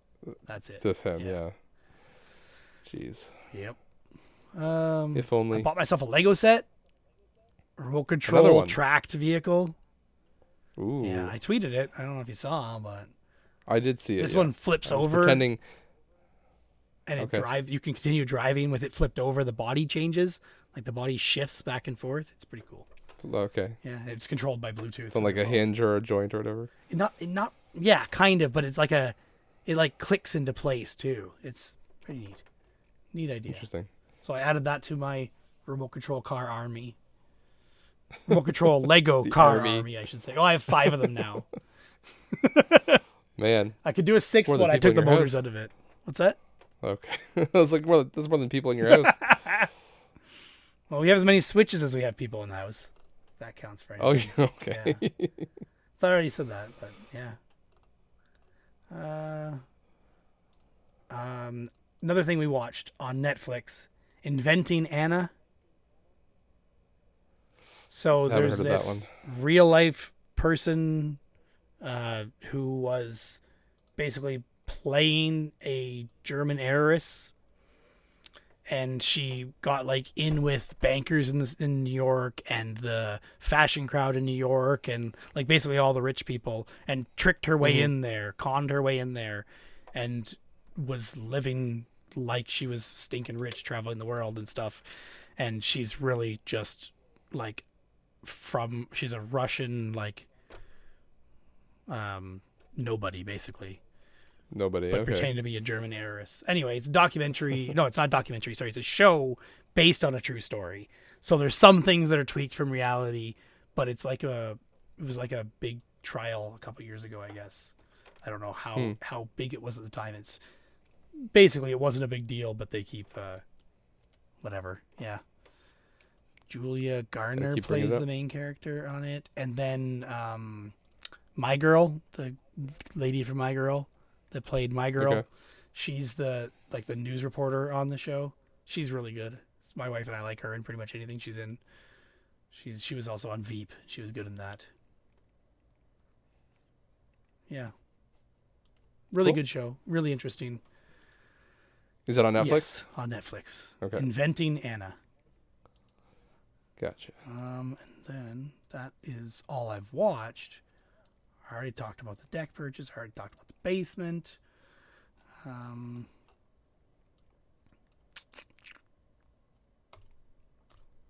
have a hot seat. How's your butt? You want to get to that right now? All right. If you want to. I mean, you've spoiled it now. Because I actually planned one this time. Did you? Look at you go. Well, this time I stole someone else's questions off the internet and didn't even tweak them at all. Perfect.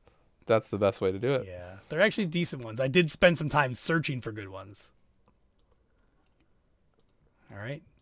All right. Hit me. All right. Tell us about your craziest hotel experience. Craziest hotel experience. Motel, whatever.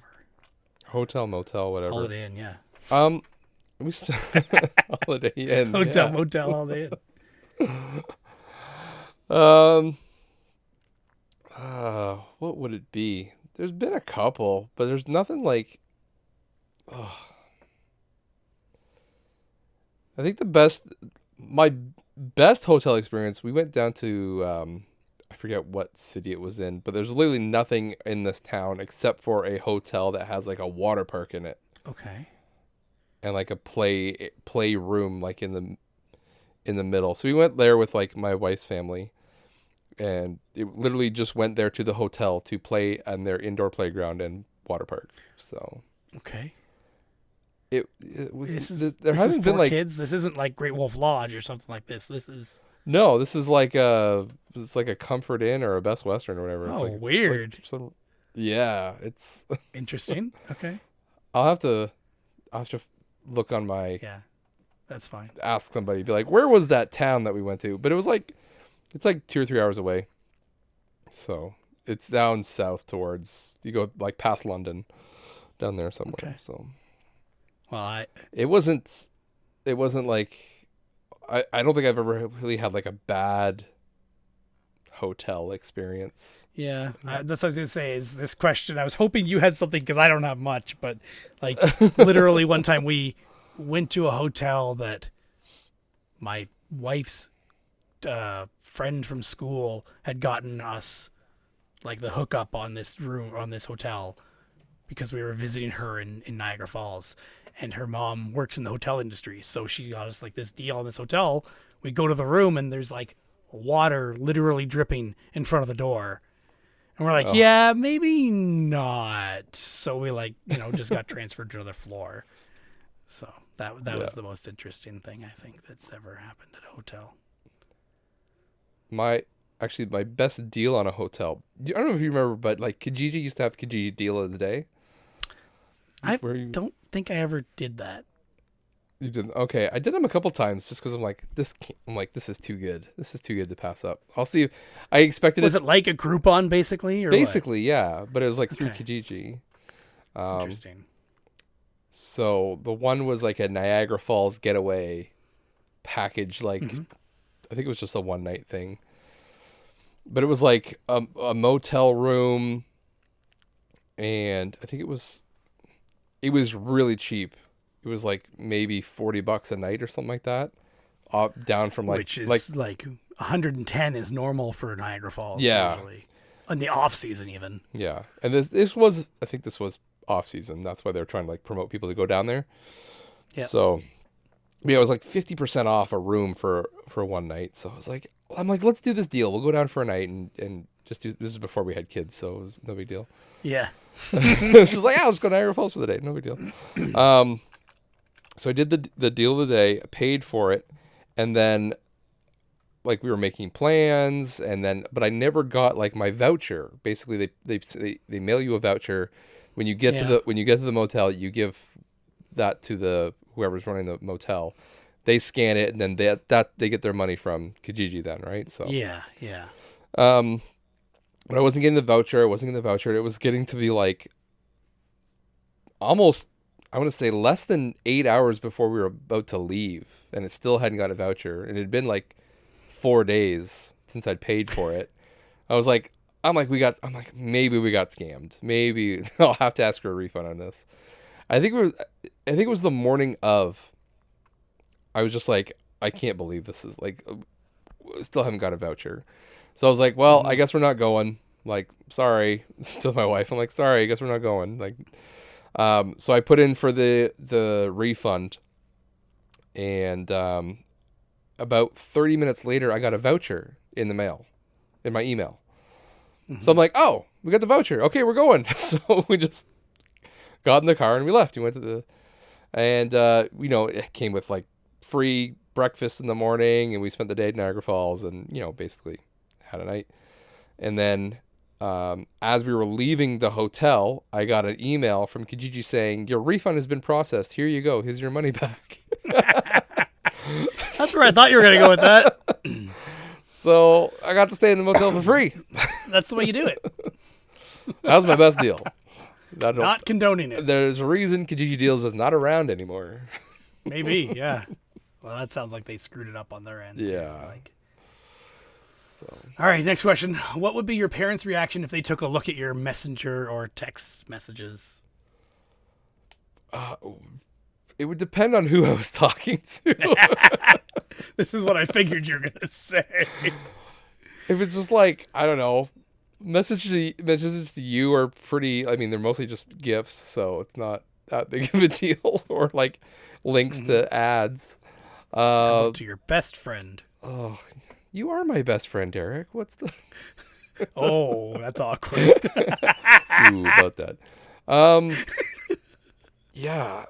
I'm in the group chat with some guys, and some of the things that are said there are probably not the greatest.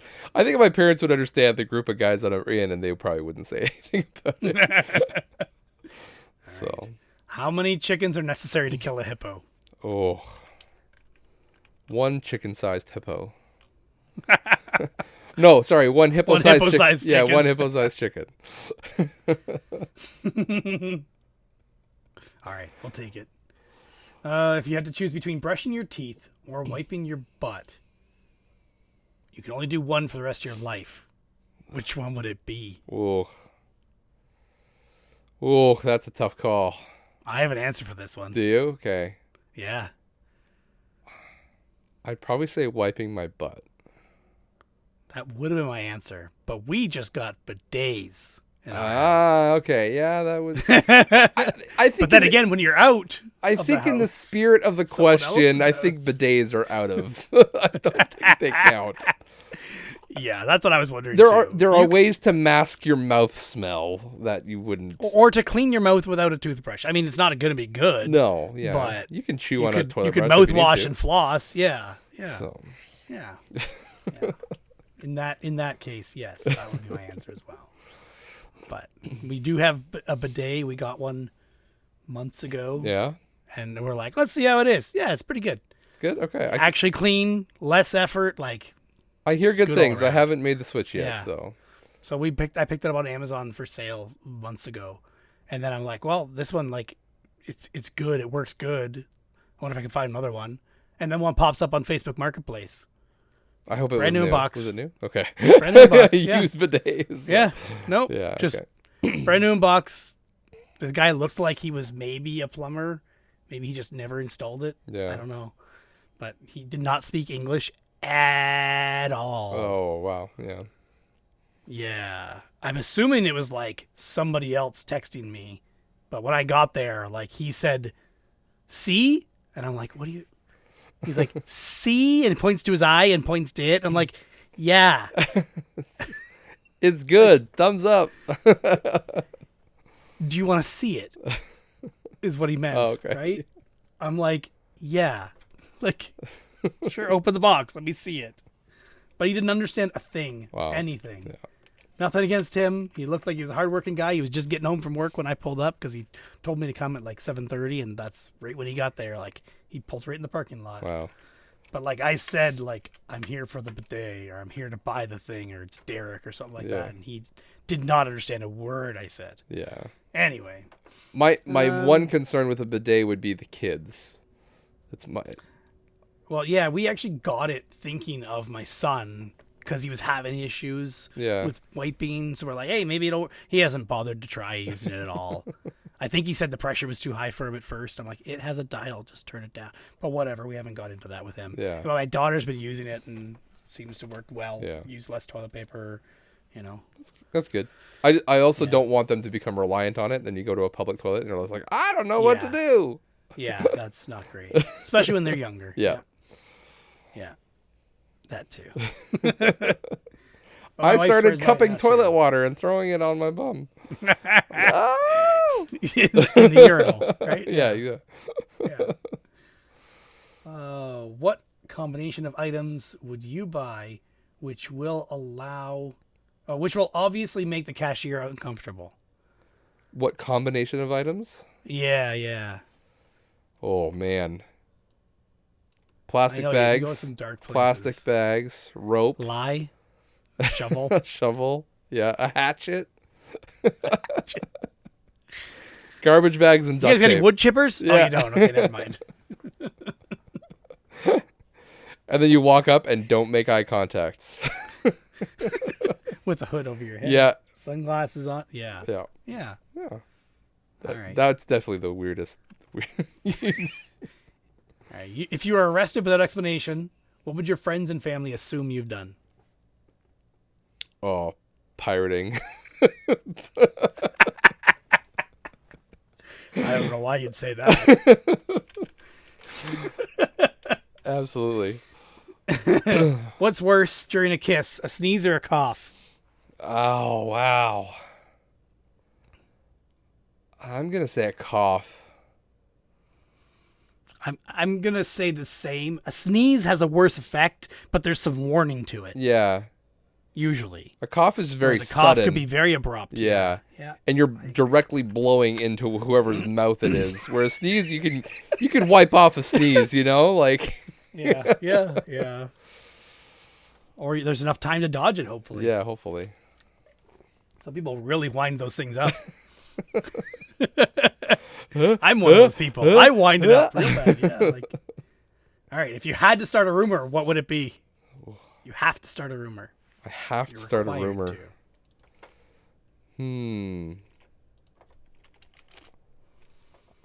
I'd start a rumor that somebody owes me money. Oh, that's a good one. I don't know who. Right. Somebody rich. And that's why I'm down in the dumps. That's why I'm living on the poverty line. I don't know. Yeah. All right. That's it. That's it. You're off the hop seat. Woo, that was good. I was at Value Village the other day, actually like a few weeks ago, and I saw a Blue Jays hat with Star Wars on the side. Mm-hmm. They have Star Wars days. They do? Oh, Yeah. I didn't know that. Okay. All right. You're waiting for the what? But yeah, it's actually. I was like, what? No, I thought if anybody's going to know the reason, this got to be you, but I had no idea this was a thing. Oh, yeah. Star Wars Day is a big day. It's usually around May the 4th. May the 4th be with you. So, but yeah, they have the whole thing. They put the whole jumbotron up with, the stormtroopers around, and people come dressed up and Darth Vader and Rebels, and yeah, it's a big thing. So that hat was actually a giveaway that they do they have promo days, so that's a promo item. Got it. Cool. Yeah. What was I just gonna? Oh, candy store.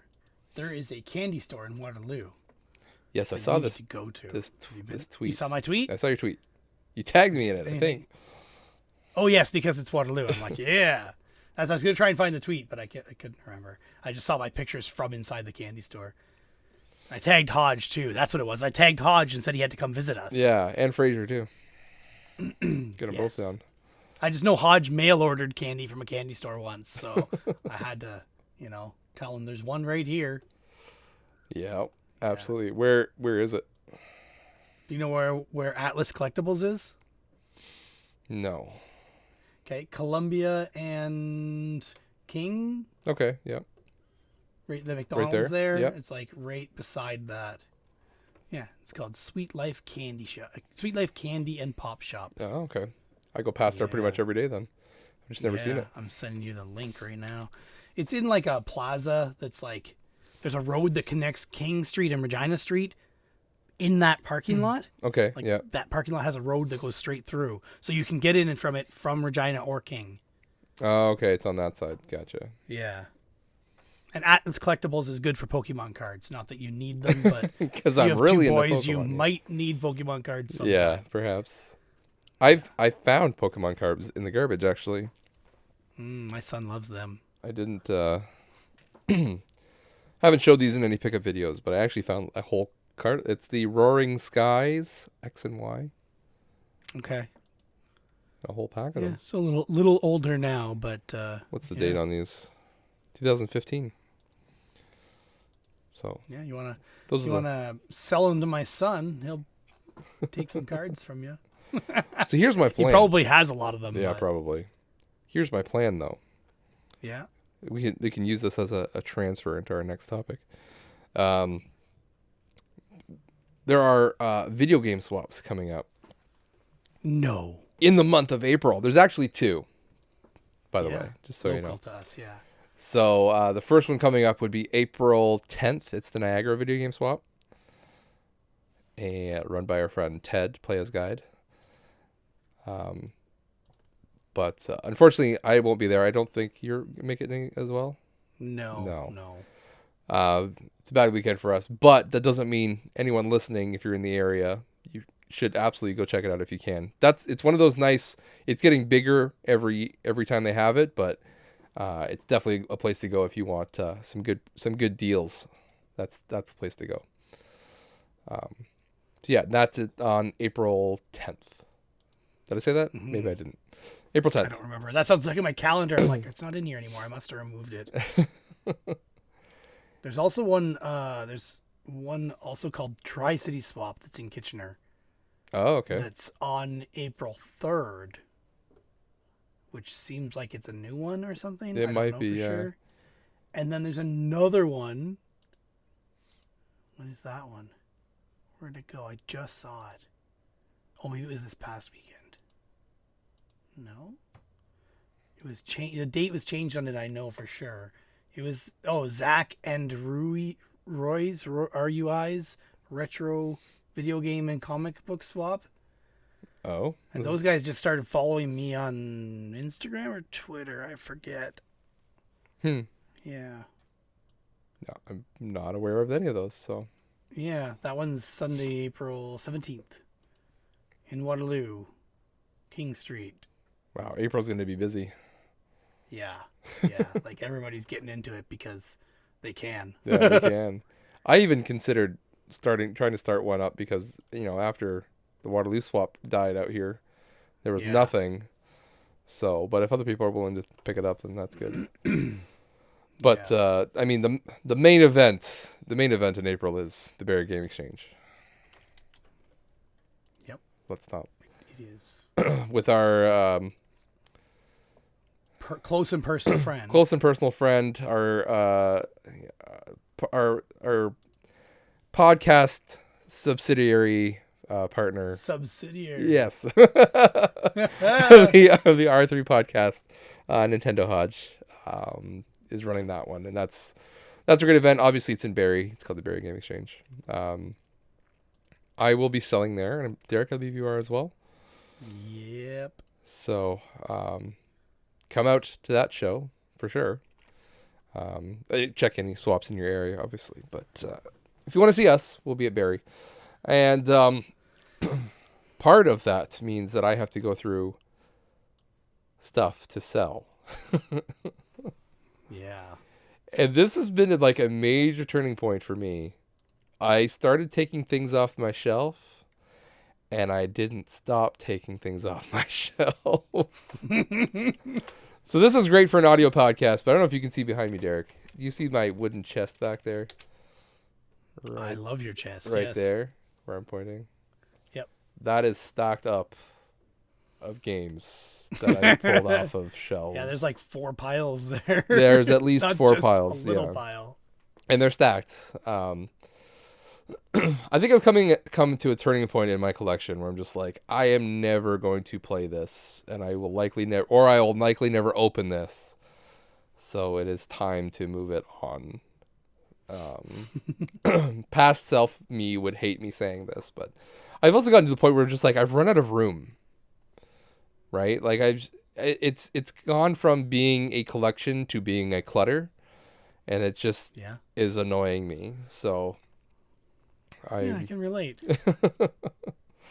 So instead of just like not doing anything about it, I'm just like, I'm actually going to go through here and I'm actually going to pull stuff out. And I'm actually pulling some of my actual rare stuff out to put up for sale, including my limited run number 1 Breach and Clear on Vita, which is the thing I thought I would never sell. Sealed, brand new, and a protector. That's probably worth what? $700, something like that. So I don't know what you're going to use that money for, though. You don't really need it. So, same with like I'm selling off. Well, I was selling Earthbound before, but Earthbound's going up for sale. Some of my Shantaes are going up for sale. On my PS4 copies are going up and things like that. So it's Breach and Clear's price is all over the place. Yeah, there hasn't really been a sold, right? So it's place. And it's showing in US dollars, of course. Of course. But to bring it back to Pokemon to bring it back to Pokemon cards, I'm thinking of putting my Pokemon cards as a incentive. I'm gonna put a sign up saying free Pokemon card with purchase, and see if I can entice some people. And it'll just be like a random. I'll do like the magician. Tell me when to stop. There's your card. So not everyone's reaching and touching all the cards. I'm sure there's still gonna be some people who don't want to touch everything. So it'll just be me touching it. So I'm saving up my Pokemon cards. Yeah, I should be saving up my son's doubles so I have been selling off his doubles. I think I brought them to the the Niagara Swap. Niagara Swap, yeah. There. I was selling the 10 cards for $1, and we sold some there. But I brought the rest home, and then I had some lady buy. She had me ship them to her in St. Thomas. Okay. And she bought like 11 packs of them. Oh wow, that's good. So then my son went through more Pokemon cards. He got more for his birthday, or what was it for? Christmas? I don't remember. Anyway, he built up more doubles since then, and I made another 16 packs or 17 packs of them. And another person, I had them post on Kijiji or Facebook and Kijiji, and someone just messaged me and bought them all. And it turns out it's a guy I used to work with. Oh. Not that I liked him or anything, but I used to work with him anyway. And he came by and bought all of them just like last week. Oh, wow. So my son was thrilled because he had money to spend on more Pokemon cards. That's good. Yeah. Yeah. Good for him. Yeah. So yeah, that's the swap news. Mm-hmm. I believe we have guests lined up for next episode as well, which will take place the week after, the Thursday after the Barrie Game Exchange. So you shouldn't have to think too hard about who those guests would be, but just a little tickle with a feather,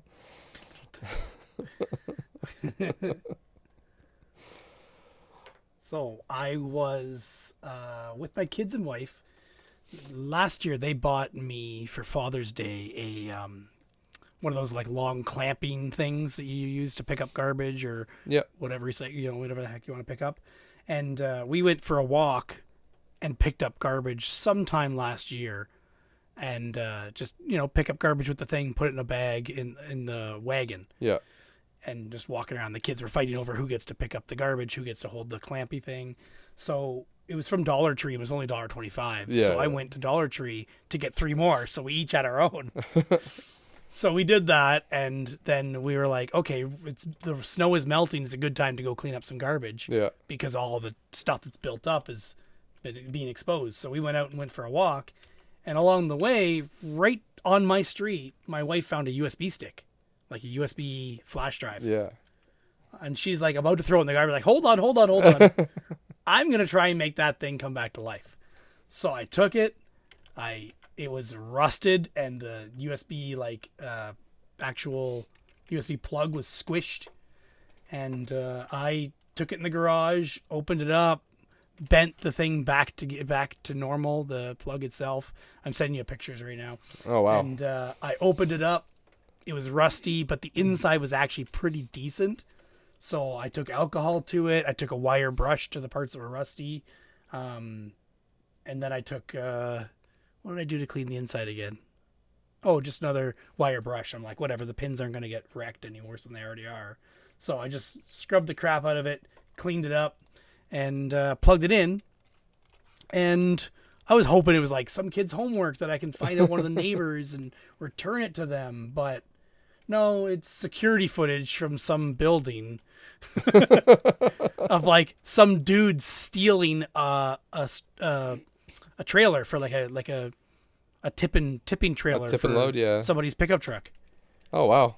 And these guys like back into they cut the bolt. You can see them cutting the chain or the lock on the gate, Yeah. opening the gate, then backing the truck in the deep snow, taking forever, finally hooking the trailer on, lowering it down because it was in the tilt position, tilt-up position, for yeah. snow, and then they like tore out with it. You can see the tires spinning, and I'm just Wow. like, where did this come from? Who was it?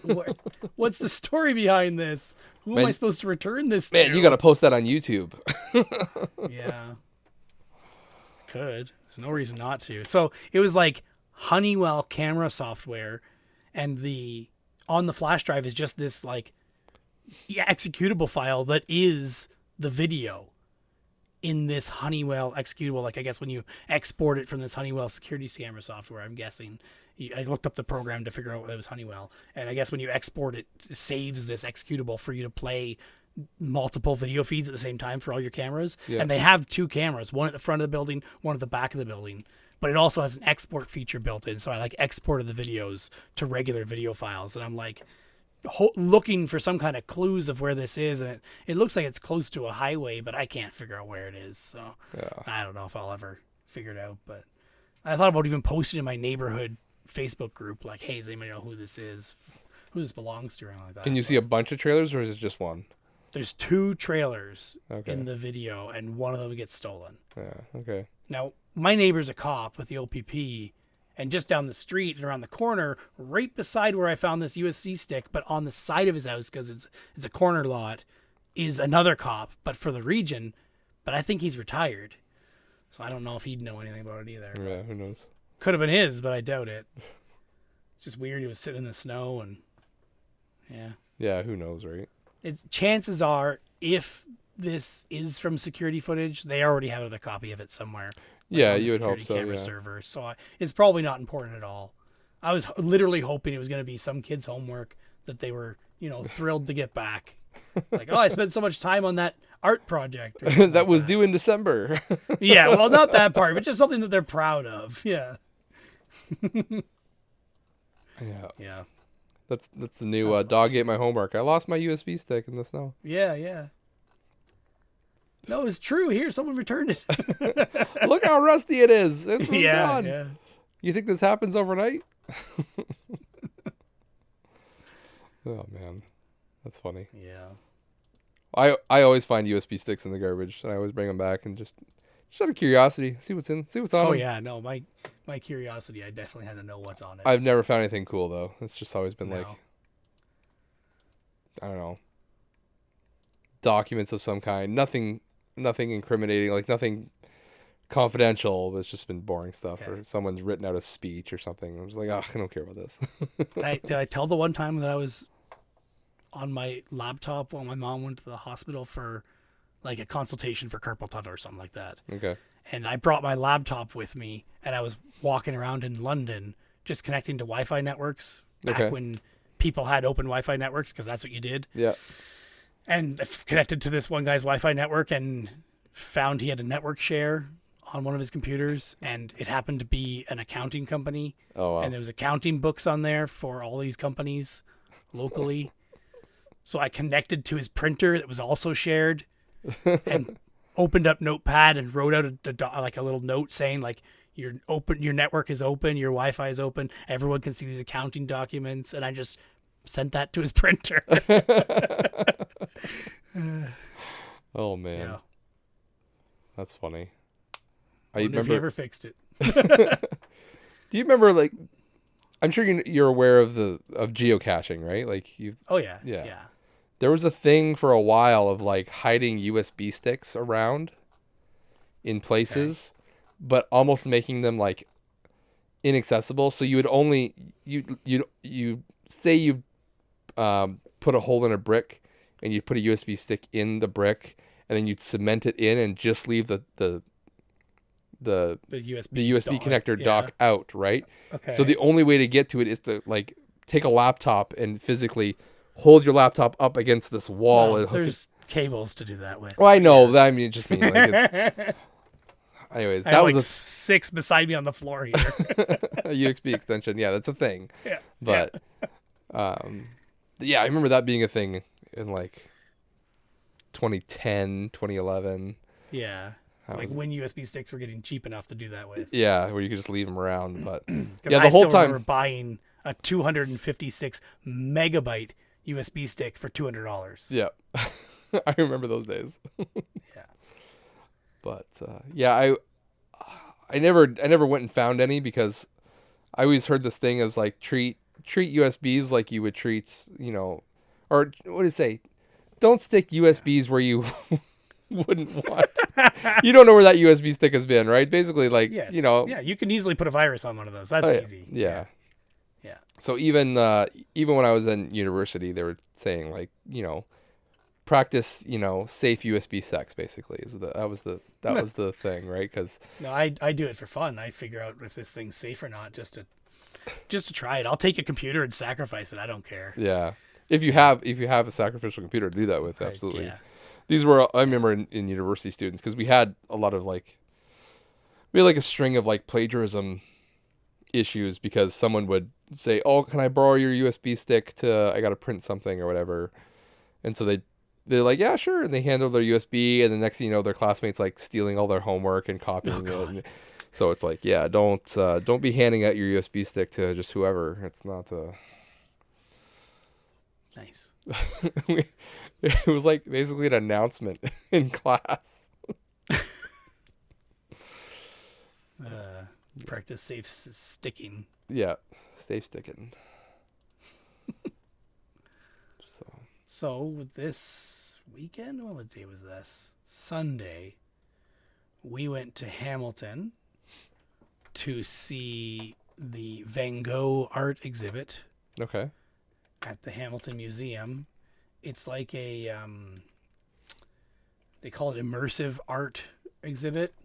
You're basically in a picture like a school gymnasium ish, but with like the roof of like a concert hall, or like you would have at a stage of a show, where they have all the rails for lighting and stuff. Yep. But they have projectors mounted up there, like industrial projectors, pointed at the walls and the floors, and they projected like Van Gogh art on the walls, and the whole art in the entire room is like one big thing, like one big cohesive picture. Okay. Or they'll like do like the Starry Night picture, but they'll have like one side of it is in a city, one side's in the country kind of thing. And it's all based on his art he did. But the pictures change and they flow. And at one point it'll be like a pulse wave goes across the entire room to change the pictures from one scene to the next. Oh, Or cool. like Yeah. it comes up with all these portraits he did, and all the people are every once in a while just blinking. Oh, okay. Just like pop, pop, pop. Yeah. Yeah, and then they had like these false walls in the middle of the room. They're like triangle shaped to have more depth and stuff to the room, and they have projectors on those as well. So like the whole thing is basically just projector room. Cool. Pretty neat. You said you So we took the took whole. the wife and kids there. Okay. Did the kids like it or? Yeah, they loved it. Like my daughter would not stop dancing. Would not. Like to the point where she was walking in front of people and it was getting annoying. But it was cool. It was like the entire floor to ceiling everywhere. Well, that's not the ceiling, but everything else. And it's a huge room, so Yeah. I just sent you a couple pictures of it. Yeah. Just looking. My wife has more of them, but yeah. That's cool. It was neat. I'm not a huge art person, but it was definitely neat to see, and also my wife loved it, so, and the kids did too. That's good. That's the most important thing, right? Like as long as everybody has fun. You're having fun watching them have fun, right? So. Yeah. Other than stopping my daughter from like getting in people's pictures and stuff, c'est la vie. That's the way it goes. Yeah, I'm not big into art either. The only real art museum I've been to was when we were in Paris. We went to the Louvre because you kind of have to, right? Like it's one of the things you have to do if you're in Paris. So Okay. we went there, and I went there once just with my parents, and then when my wife and I went one year to meet my parents there because they came from Africa, and we met them in Paris, and we had a Christmas in Paris one year. We did. Well, that's like a movie. Yeah, exactly, right. So we took my wife to the Louvre because she had never been. So, but I mean, why would she have been at that point, right? So, but it's fun. I go more for like. There's a lot of artifacts. I find the artifacts way more interesting than the art. So. Okay. Yeah. I only like this because it was interactive, right? Or not interactive. Yeah, immersive. yeah, it's immersive. The whole thing. It was basically a whole lead up to this. Like there was also like one little section where there was a projector shining on the screen that was just doing swirls, and kind of the swirls would interact with things in the room. Okay. But then you go into like these signs that was just basically the story of his life on these lit up signs, and you walk back and forth through it, and that was like almost half an hour of just walking back and forth, and this is boring for kids. They're not reading this. No. Like I was gonna say, was there narration or anything? Or nope. Yeah. Nope. Just some music playing. Okay. And then you get into the immersive room, and it was obviously more entertaining for kids. Yeah. That's cool. I have also been to art museum in New York once with an ex-girlfriend, but I forget what we were there to see, what art exhibit it was. We were supposed to see the Room of Mirrors, which is a big, like literally a room that is just mirrors everywhere, wall to ceiling, and like chair made of mirrors and stuff. But it was damaged when we got there, so we didn't get to see it. But Oh, that's unfortunate. there was other neat things. I like the modern art stuff more, like modern technology related stuff, right? That's what I find interesting. We went to again before kids. Kids read everything. What? I think it's in Toronto. I can't remember if it's in Toronto or Ottawa. There's this thing called Nuit Blanche, which is White Night in French. Mm-hmm. It might have been in Toronto. Even I know that. Do you? Okay. Yeah. And it's basically a lot of like modern art exhibits, but they're outside. It's like the whole like downtown area.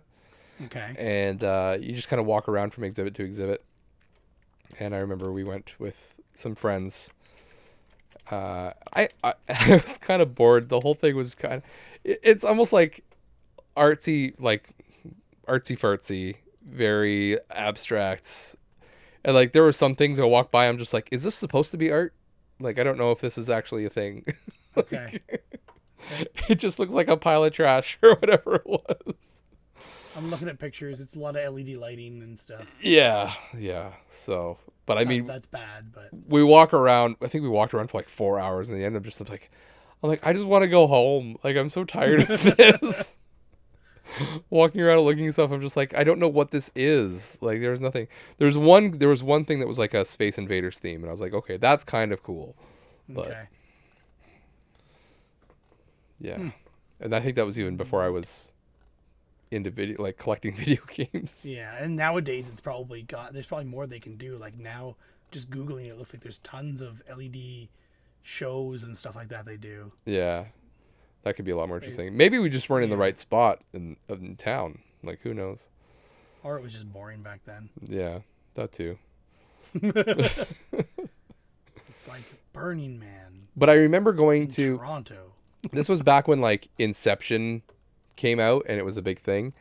And Inception released an app where you could plug in your headphones and it would use the microphone on your phone or headset or whatever, and it would take whatever ambient sound was around and distort it as if you were in the depths of Inception, that kind of thing.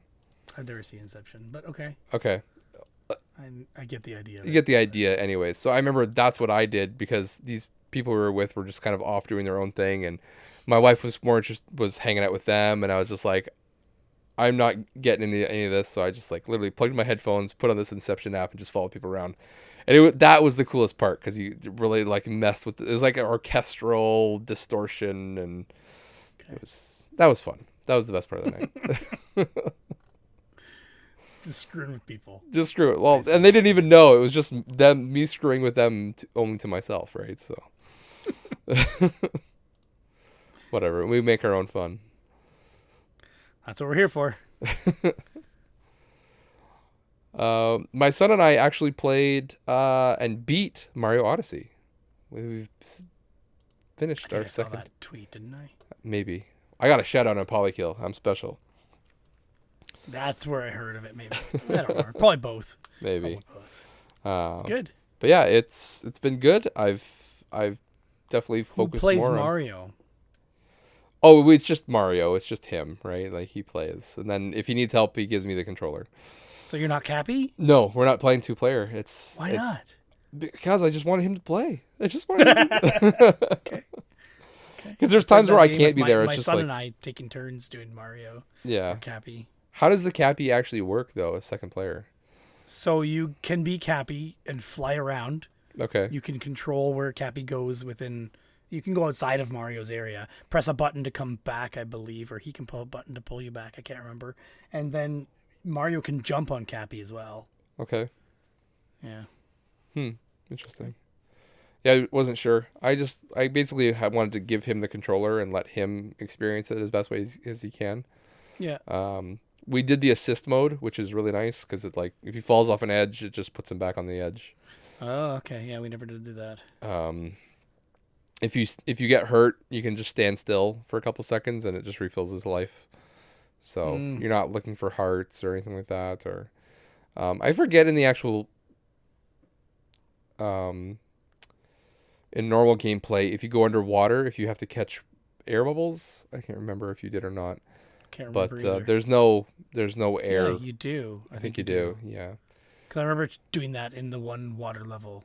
Yeah. That's why you wanted to get a level fish, that's right? like So all that water. you could swim, you could breathe underwater. But yeah, and with assist mode, you can just be underwater for as long as you want. So they make it a little bit easier. So the platforming is the same. Unbelievable mode. Yeah, exactly. That's the only part that's unbelievable. Yeah. But Talking mushroom man. What the? we was having fun. We got to at the end of the game. You go to the Mushroom Kingdom, like Peach's Castle from Mario 64, and that's like his favorite level. He loves it because you can be Yoshi in that. You can climb on top of Peach's Castle and get Yoshi. Yep. And both my kids love Yoshi. They both have Yoshi stuffies. They're running around as Yoshi all the time, talk about Yoshi. So Yeah, he just wanders around, just is Yoshi. He loves eating up the Goombas as Yoshi. And yeah, it's been good. And so now he's going around and he's like actually exploring the other kingdoms and looking for the extra moons and Yeah, that takes a long time. yeah. But he's doing well. Like he's actually like finding stuff on his own, and sometimes I just have to point out, "Oh, look over there," or "Go around here." And but he loves it.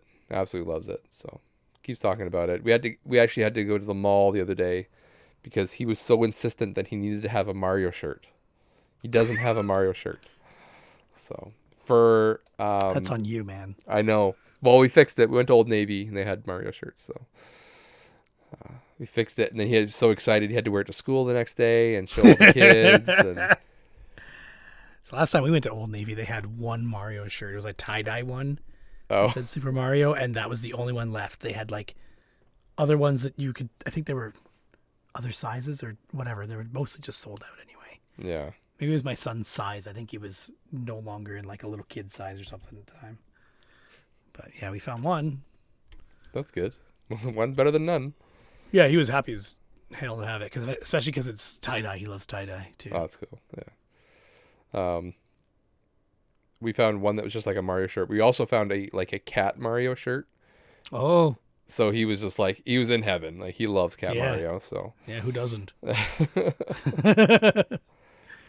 so it was my for his birthday. I actually bought Mario and Luigi hats off of Amazon, so that Okay. he can wear the Mario hat and the youngest wears the Luigi hat and they run around. So we went to the mall and they had to wear their Mario and Luigi hat. So they're like just tearing up and down the hall. But they have the hats on, so everyone thinks they're cute. Yeah, That's all that exactly. matters, right? We got lots of smiles. Whatever we could see through masks or whatever. So, but they had a fun time. It was our first time in a mall in the past couple of years, and Yeah. but I was just like, we're gonna go to I was like, let's go to the food court. Like, let's get some food here. Like, we found a table they had like just sanitized. I'm like, oh, we found it. Let's go sit there. So we got some, that cheap Chinese food, which is great. Had some bourbon chicken. It was Bourbon Street delicious. Grill? Yeah, Yep. Bourbon Street Grill. It's bourbon chicken. My wife called that Bourbon Saint Grill the first time we went there because it's ST. She's not wrong. She's not wrong. Yeah, right? ST is short form for Saint, too. But man, food is getting expensive though. Like that. Is it? Yeah, I remember going there and you get a combo C, right? Whatever, it was like 2 meat, 1 veggie, and then rice or noodles, right? And it used to be like $11 for that. With a drink or without? With a I think they drink, charge yeah, lot it's a for combo, drinks. yeah. Okay. Yeah. But now that same combo is like 15 something. And I was just like, oh. Yeah. So 2 combos of that, and we shared it with the kids, and it's like $30. Yeah. Instead of getting them their own and then them not eating it or taking it Yeah. home. I do want Bourbon Street Grill. My wife went there with the kids the other day, and she came home with some leftovers, and all she had was 2 pieces of blackened chicken. I'm like, oh, now I want some. So I went to work the next day, and I was like, oh, I'm going to go there. And I'm like, nah, it's not on my way. I'm not going to go. I had to go to Beat Goes On to pick up that Raiden Fighters Aces. Yeah. That was from Beat Goes On. So I was like, it's not on my way. I went to kind Beat of Goes on your the way. I went to Beat Goes on the way to work, then went to work, and then leaving work, it's not on my way to go there. I think I actually went to Value Village instead. I can't remember. Priorities. I was going to, but I can't remember if I did. Yeah. The St. Jacobs, so it's the opposite direction, right? Yeah.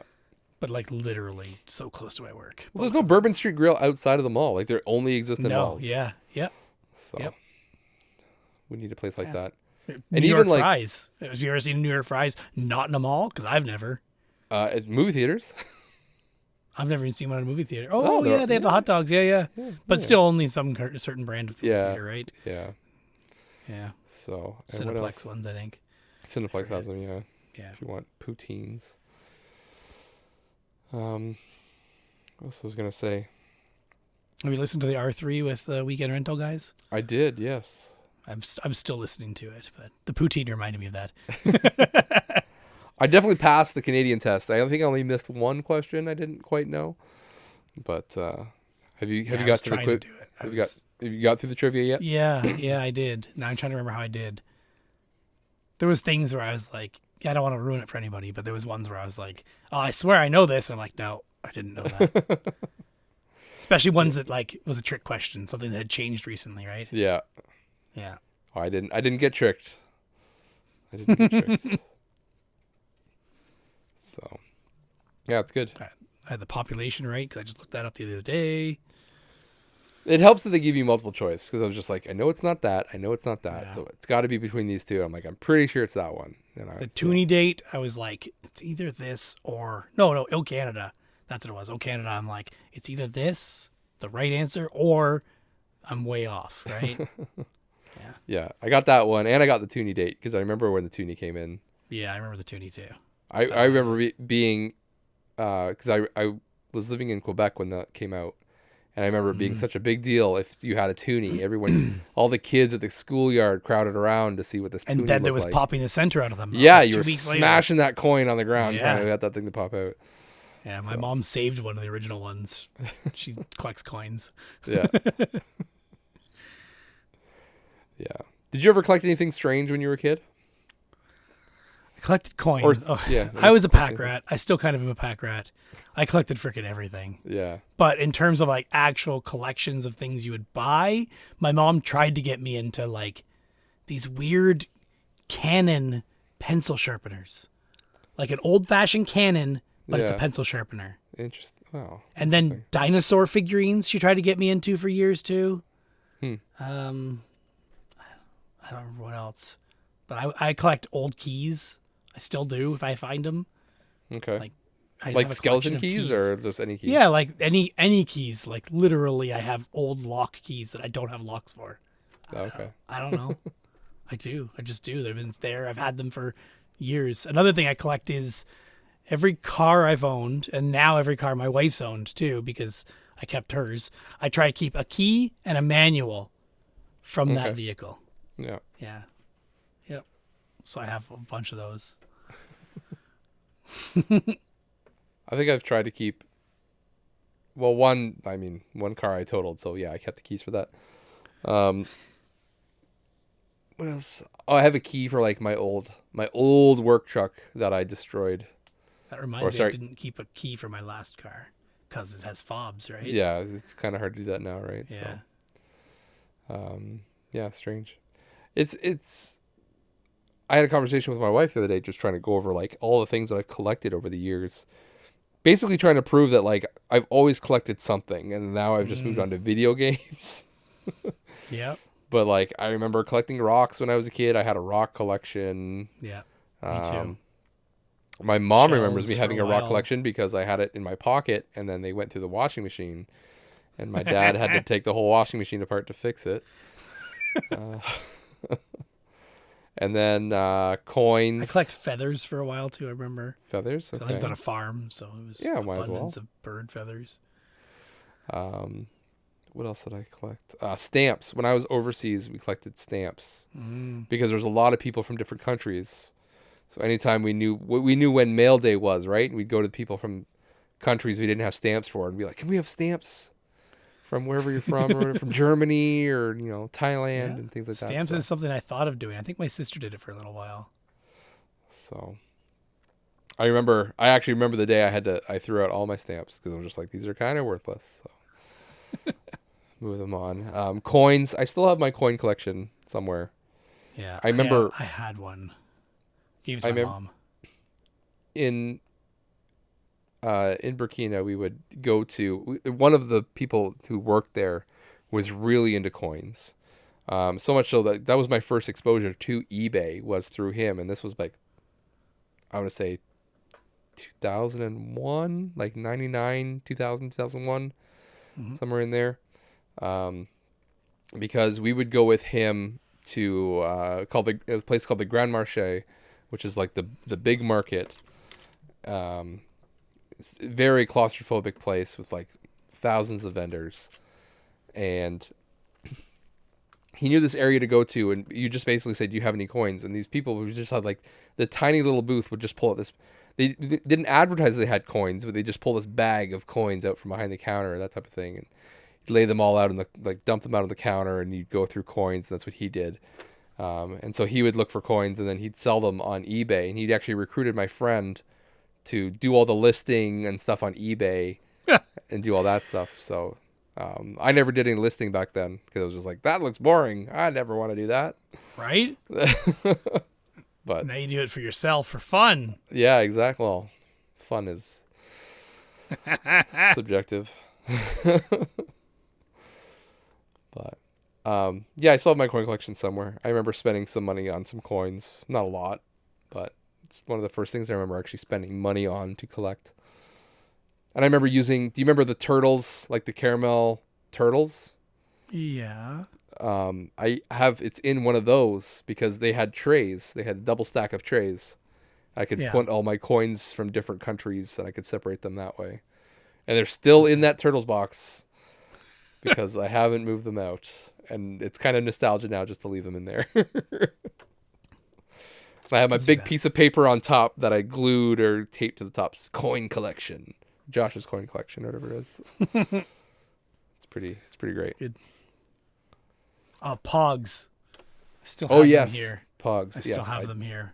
My wife has a collection too. We merged them together. Yeah. Yeah, I remember getting Pogs. I remember not buying the real Pogs. I remember going to the dollar store and buying all the fake Pogs. Yeah, I got some of both. Usually I only got the good ones on birthdays or Christmas or whatever. Yeah. I remember collected baseball cards for a while too, but yep. I still have my baseball cards up here. In a box. I got rid of mine. So always something. Always been collecting something. Remote control Lego vehicles now. Lego in general. I collect unfinished projects. Some would say I just collect garbage now, technically. Yeah, technically. Did you do anything with those speakers yet? Which ones? The big subwoofers? Oh, no, they're still in the garage. I haven't listed them yet. I figured, like, winter was a bad time to list them. Because who's going to want to come and pick this up in a pickup truck in the winter if it's snowing or that kind of thing? So. And cold. I figured the cones or whatever the cold would be not great. So I was like, I'm just going to leave them alone. I just figured you said you wanted them gone. I do want them gone. My wife wants them gone for sure. How's that going for you? So I got to list it. I got to do some more research. I got to figure out what it's actually worth and get it listed up. So. Yeah, I don't think you'll figure out what they're actually worth just because they're used and it's hard to gauge. I don't know. Yeah. I'll figure it out. It's coming up. But what else did I? Oh, I found another electric kids Power Wheels. Oh, okay. It's a Cadillac Escalade. It's very nice. It's got it's got a radio in it. You got a radio in those. I have an old coworker who took one of those and converted it, like took the radio out, put in a real like CD player out of a car, put subwoofers in the back, speakers, like full on everything. Yeah. Yeah. That sounds like a lot for his daughter. For his daughter. Daughter, for her. Yeah. He didn't want anything to do with it. Yeah. I have another friend who took one of the Jeep ones and made it remote control. So you can remote control it with an Xbox controller. Yeah, that's cool. Bluetooth, or not Bluetooth. It would have been whatever the heck the Xbox controller used, I guess. He must have had a wireless dongle then. But yeah. Jeez, that'd be sweet. That was awesome. Yeah. But I gotta find a home for one of them because I got two of them now, and my garage is not big enough. So yeah, I gotta decide which one I want to keep. The bigger one. Yeah, I know, but I put so much work into the other one, and the other one doesn't have doors on it, and it's cool. Kids can hop in and out, and I got rid of mine. I put a car alarm in mine. Yeah. So if anyone bumped into it, the alarm would go off, and I also used the car alarm as the immobilizer to kill the pedal. So the kid couldn't go. I found one of those immobilizers. I got to put it in one eventually. But I actually had both cars out this past weekend. My wife went out and said, like, pull the kids out. We went out in the driveway and pulled both. I jerry rigged the Escalade. It had a battery in it, but the battery is toast. They're always toast. Yeah. That's why they threw it away. Yeah, probably. It looks like it lived outside too, so it was not. Oh, so. okay. But I cleaned it up and it looks pretty good. But I jerry rigged the plug to run off my DeWalt battery without without removing the factory plug. Yep. And just ran it off my DeWalt. That thing flies though. 20 volts on that thing. That thing just goes. It's a 12 volt one we system. had a low and high speed. Yeah, this one has low and high too. Okay. But I mean, Still once my oldest realizes I can go fast, I'm just gonna. Yeah, you need like a lockout to not let them go in high, but Yeah, whatever. I don't really. That's fine. Let them have fun. I'm just surprised they don't have that for younger kids, that you would be able to lock it out and then There as is. they I think get there's a bigger- lock. I think there is a lockout screw where you Okay. can just between slow and reverse. So, but whatever. I don't. He's been driving. Actually, you know what? You know what taught him driving was playing Mario Kart. So he's been pretty good at driving. Yeah, my son didn't play that enough when he's younger. So it's strange now because like he knows how to drive and do all the stuff, and then we had the neighbor kids out, and so they were in the other one, and they're just like crashing into curbs and you know whatever. I'm just like, no, don't wreck my car that I have to try to sell or whatever. Yep. So, but oh well, one day. And then I also found a Pelican case. Oh yeah. A Pelican 1660, which is like brand new. Those things are like $750. We use those at work all the time for Yeah, everything. That's a big one. that's a big case. It is big. Because we ship one of our things in that, I think. Yeah, it's pretty close. It's not the exact same, but it's pretty close to the one we ship thing. And ours doesn't have the wheels on the back. Yeah, this has the wheels and the handle. You can roll it around. Yeah, it doesn't have that flip-up handle, but it looks almost the exact same. So, And we use Pelican. We use Pelican and Nuck, Nuck? I haven't heard of that which is a Canadian brand. Okay. Basically the exact same thing, just Canadian brand. Yeah. I think it makes this easier for us to get different sizes in them. Okay. Yeah. Makes sense. Yeah. So, but anyways, I gotta try to sell that too. 'Cause it's too big for anything that I would use it for. Does it have the foam? Yep, it's got foam in it. Yeah, because it's harder to get them with the foam. Like people that sell them used often don't have the foam in them. Okay, So- see, ours has handles on the side. Yeah, this has handles on the side and Two handles instead of one. You know what I mean? That big handle, Yeah. this has two there instead Okay. on Yeah. that big one. Just looking at a picture of our storeroom. Well, if your work wants If one, you, I got want one to for see sale. Pelican cases, here's a picture of a few Pelican Oh my cases. goodness. There's so many. There's more in this picture here. Oh my Look gosh. across the bottom and the top of that shelf. Yeah, and then those are five nuts. piled in the corner. Yeah, we See, use a I've got- couple Pelican cases. I've already got two that I found. So I'm just like, I don't need this giant one. It's huge. So I'm just like, could probably make some decent money off that one. So Yeah. the only thing I would use it for is like I've moved my consoles. Like if we went to like I went to a bachelor party, and I was asked to bring all my consoles. So I was like, all right, I'll throw them all in these Pelican cases and take them up. So at least they're protected, waterproof. So, but yeah, I don't that'd be know what hard I'd do to with sell. this bag. Which one? Long tail item. You gotta find the right person. Yeah, Really low on I'll the just price. list it up. Yeah, I'll put it up for like, I don't know, $500 or something like that. Someone will take it. So Right after you list the subwoofers, right? yeah. But I like all the junk in my garage. The speaker's just so hard to list because I gotta like actually pull it out into the light, and I gotta get somebody to come and help me move it, and then take I was pictures. there, but it I know, wasn't but you were bright there at night. enough. Yeah. Yep. So, whereas like at least the It's Pelican, not my fault. None of your friends like daytime. I know. The Pelican case though is easy. Just pull it out and take a picture, and put it back in. Yeah. So, People 'Cause just I want had, to see like- that it's not destroyed and that it has the foam. That's all they care about. yeah.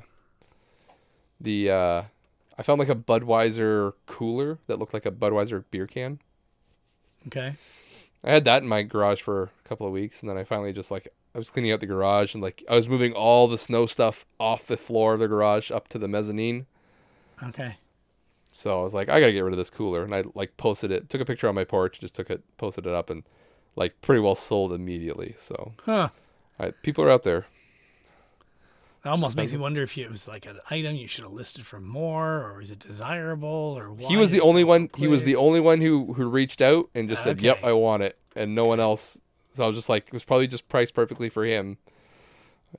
So, It's good. but yeah, it's been fun clearing out the garage. I got bikes I gotta sell. I got speakers, cases, so much stuff, and my wife just wants everything out. Get it out. Get it out. I tried to pass off the Cadillac to my mother and father-in-law for the, they have other grandkids too, we could have Yeah, this, yeah. but yeah, they wanted nothing to do with it. So Fine, I'll sell it, right?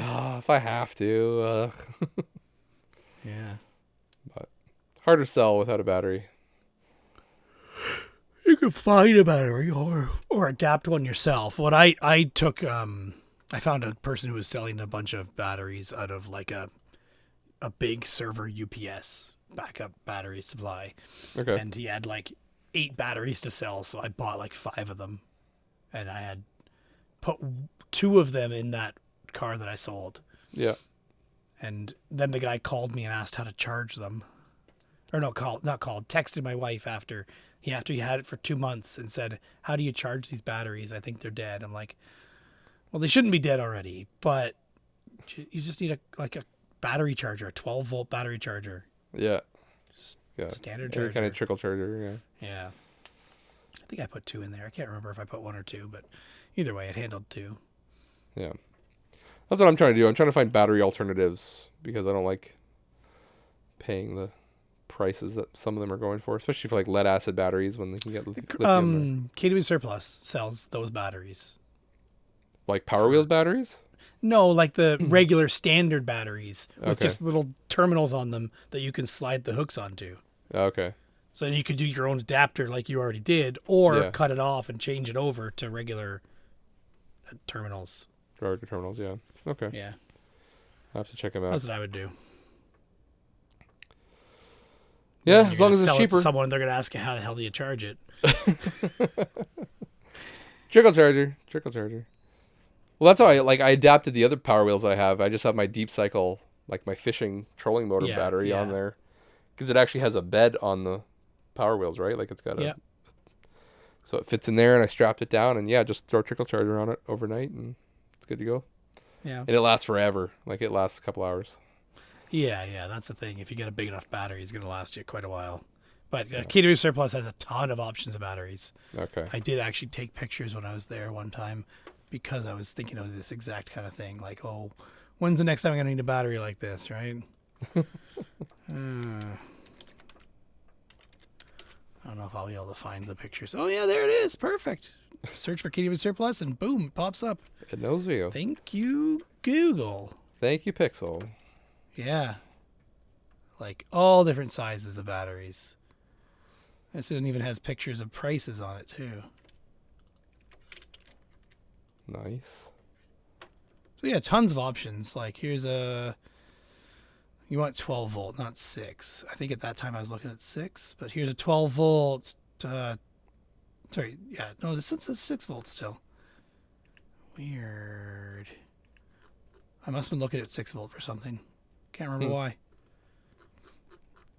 Well, 6 volt would work. It would just be the slow setting, right?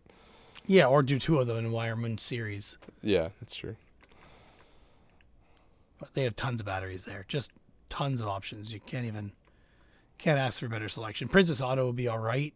Sorry, Princess Auto would be all right. Princess Auto, yeah. But they don't have this many and they won't be this cheap. Yeah. Oh, KW Surplus, they popped up because the price tag says KW Surplus on them. Ah, that would do it. That's why it came up. That's great. Yeah. Cool. Plenty of options.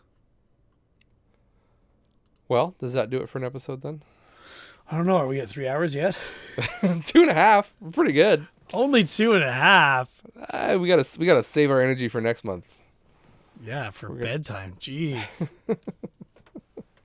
Maybe we actually might be done before midnight. This is unheard of. It's all right. Knowing us, we'll hang up and talk for another 4 hours. Yeah, probably. But it's just gonna be battery talk at this point.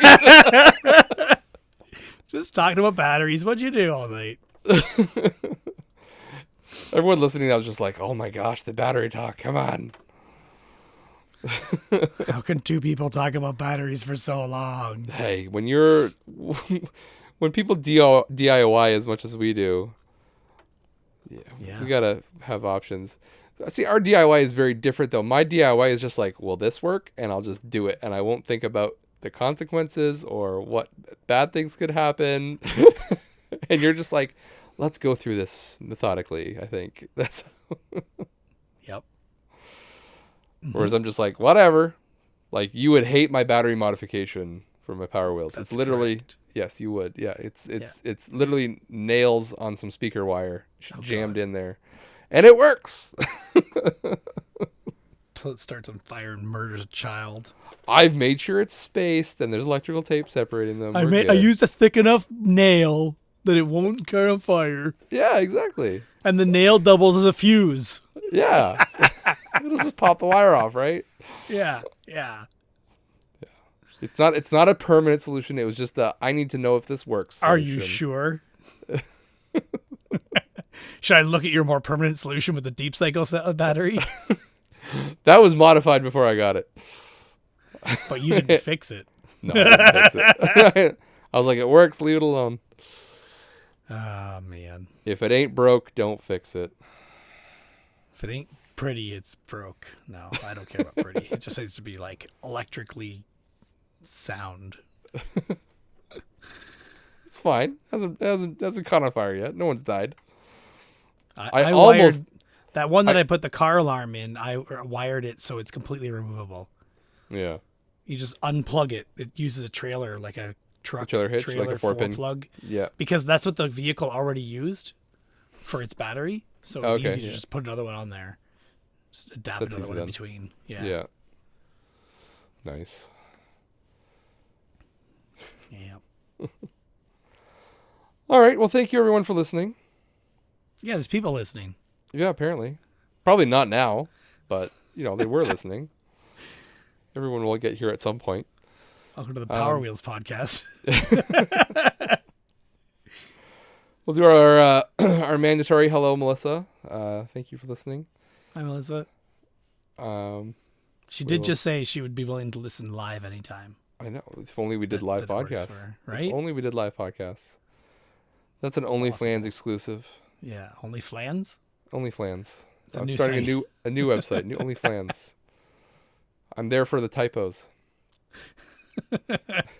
I swear Facebook wants me to see every Facebook Marketplace ad with a typo in it. I started screenshotting them, and I was going to just start posting them, but I just keep forgetting, and then they get buried in my photos. But I got to go through and actually start posting them because there's some good ones, and there's also some ridiculous ones. Facebook knows you too well. Screenshotted one today. I know we were saying goodbye, but now I gotta figure out what this was I saw today. It was tiles, $10 for all, but tiles is spelled Tills. Tills. Tills. Yeah, you don't want some Tills? Yeah, I'd love some Tills. That's the brand name. Yeah, no. I just swear, Facebook loves me seeing every spelling mistake there's possible. See, you wait too long looking at it, and then it knows. Ooh, he likes this. It's probably just clicking on all of them, yeah. And that too, yeah. Because I click on them to screenshot them now because there's been so many. You're just feeding the algorithm, man. How about a 50-foot hoax cable instead of coax? Or it's not a real coax. It's Gree toys instead of free toys. How about a 14-wheel skateboard? SCATE board? Yeah, they're all over the place. They are special. There's a lot of And them. we are not. Yeah. Good segue. Thank you, everyone, for listening. We are the Not So Special Podcast. I am Creepleet, Creep1327, on Twitter and YouTube. Pickup videos coming soon. Derek. I'm Derek. I'm just Derek. Just Derek. DEGE13 on most things. Yes. That's good enough. Good enough. Come and see us at the Barrie Game Exchange April 24th. Come buy from us, more importantly. Yes, buy more from me than Derek. We're having a No, competition that he doesn't know about. But he does What? now. I And agree to this. you don't have to. So I That's sold it. all my things. I win. we'll see you next month. Bye.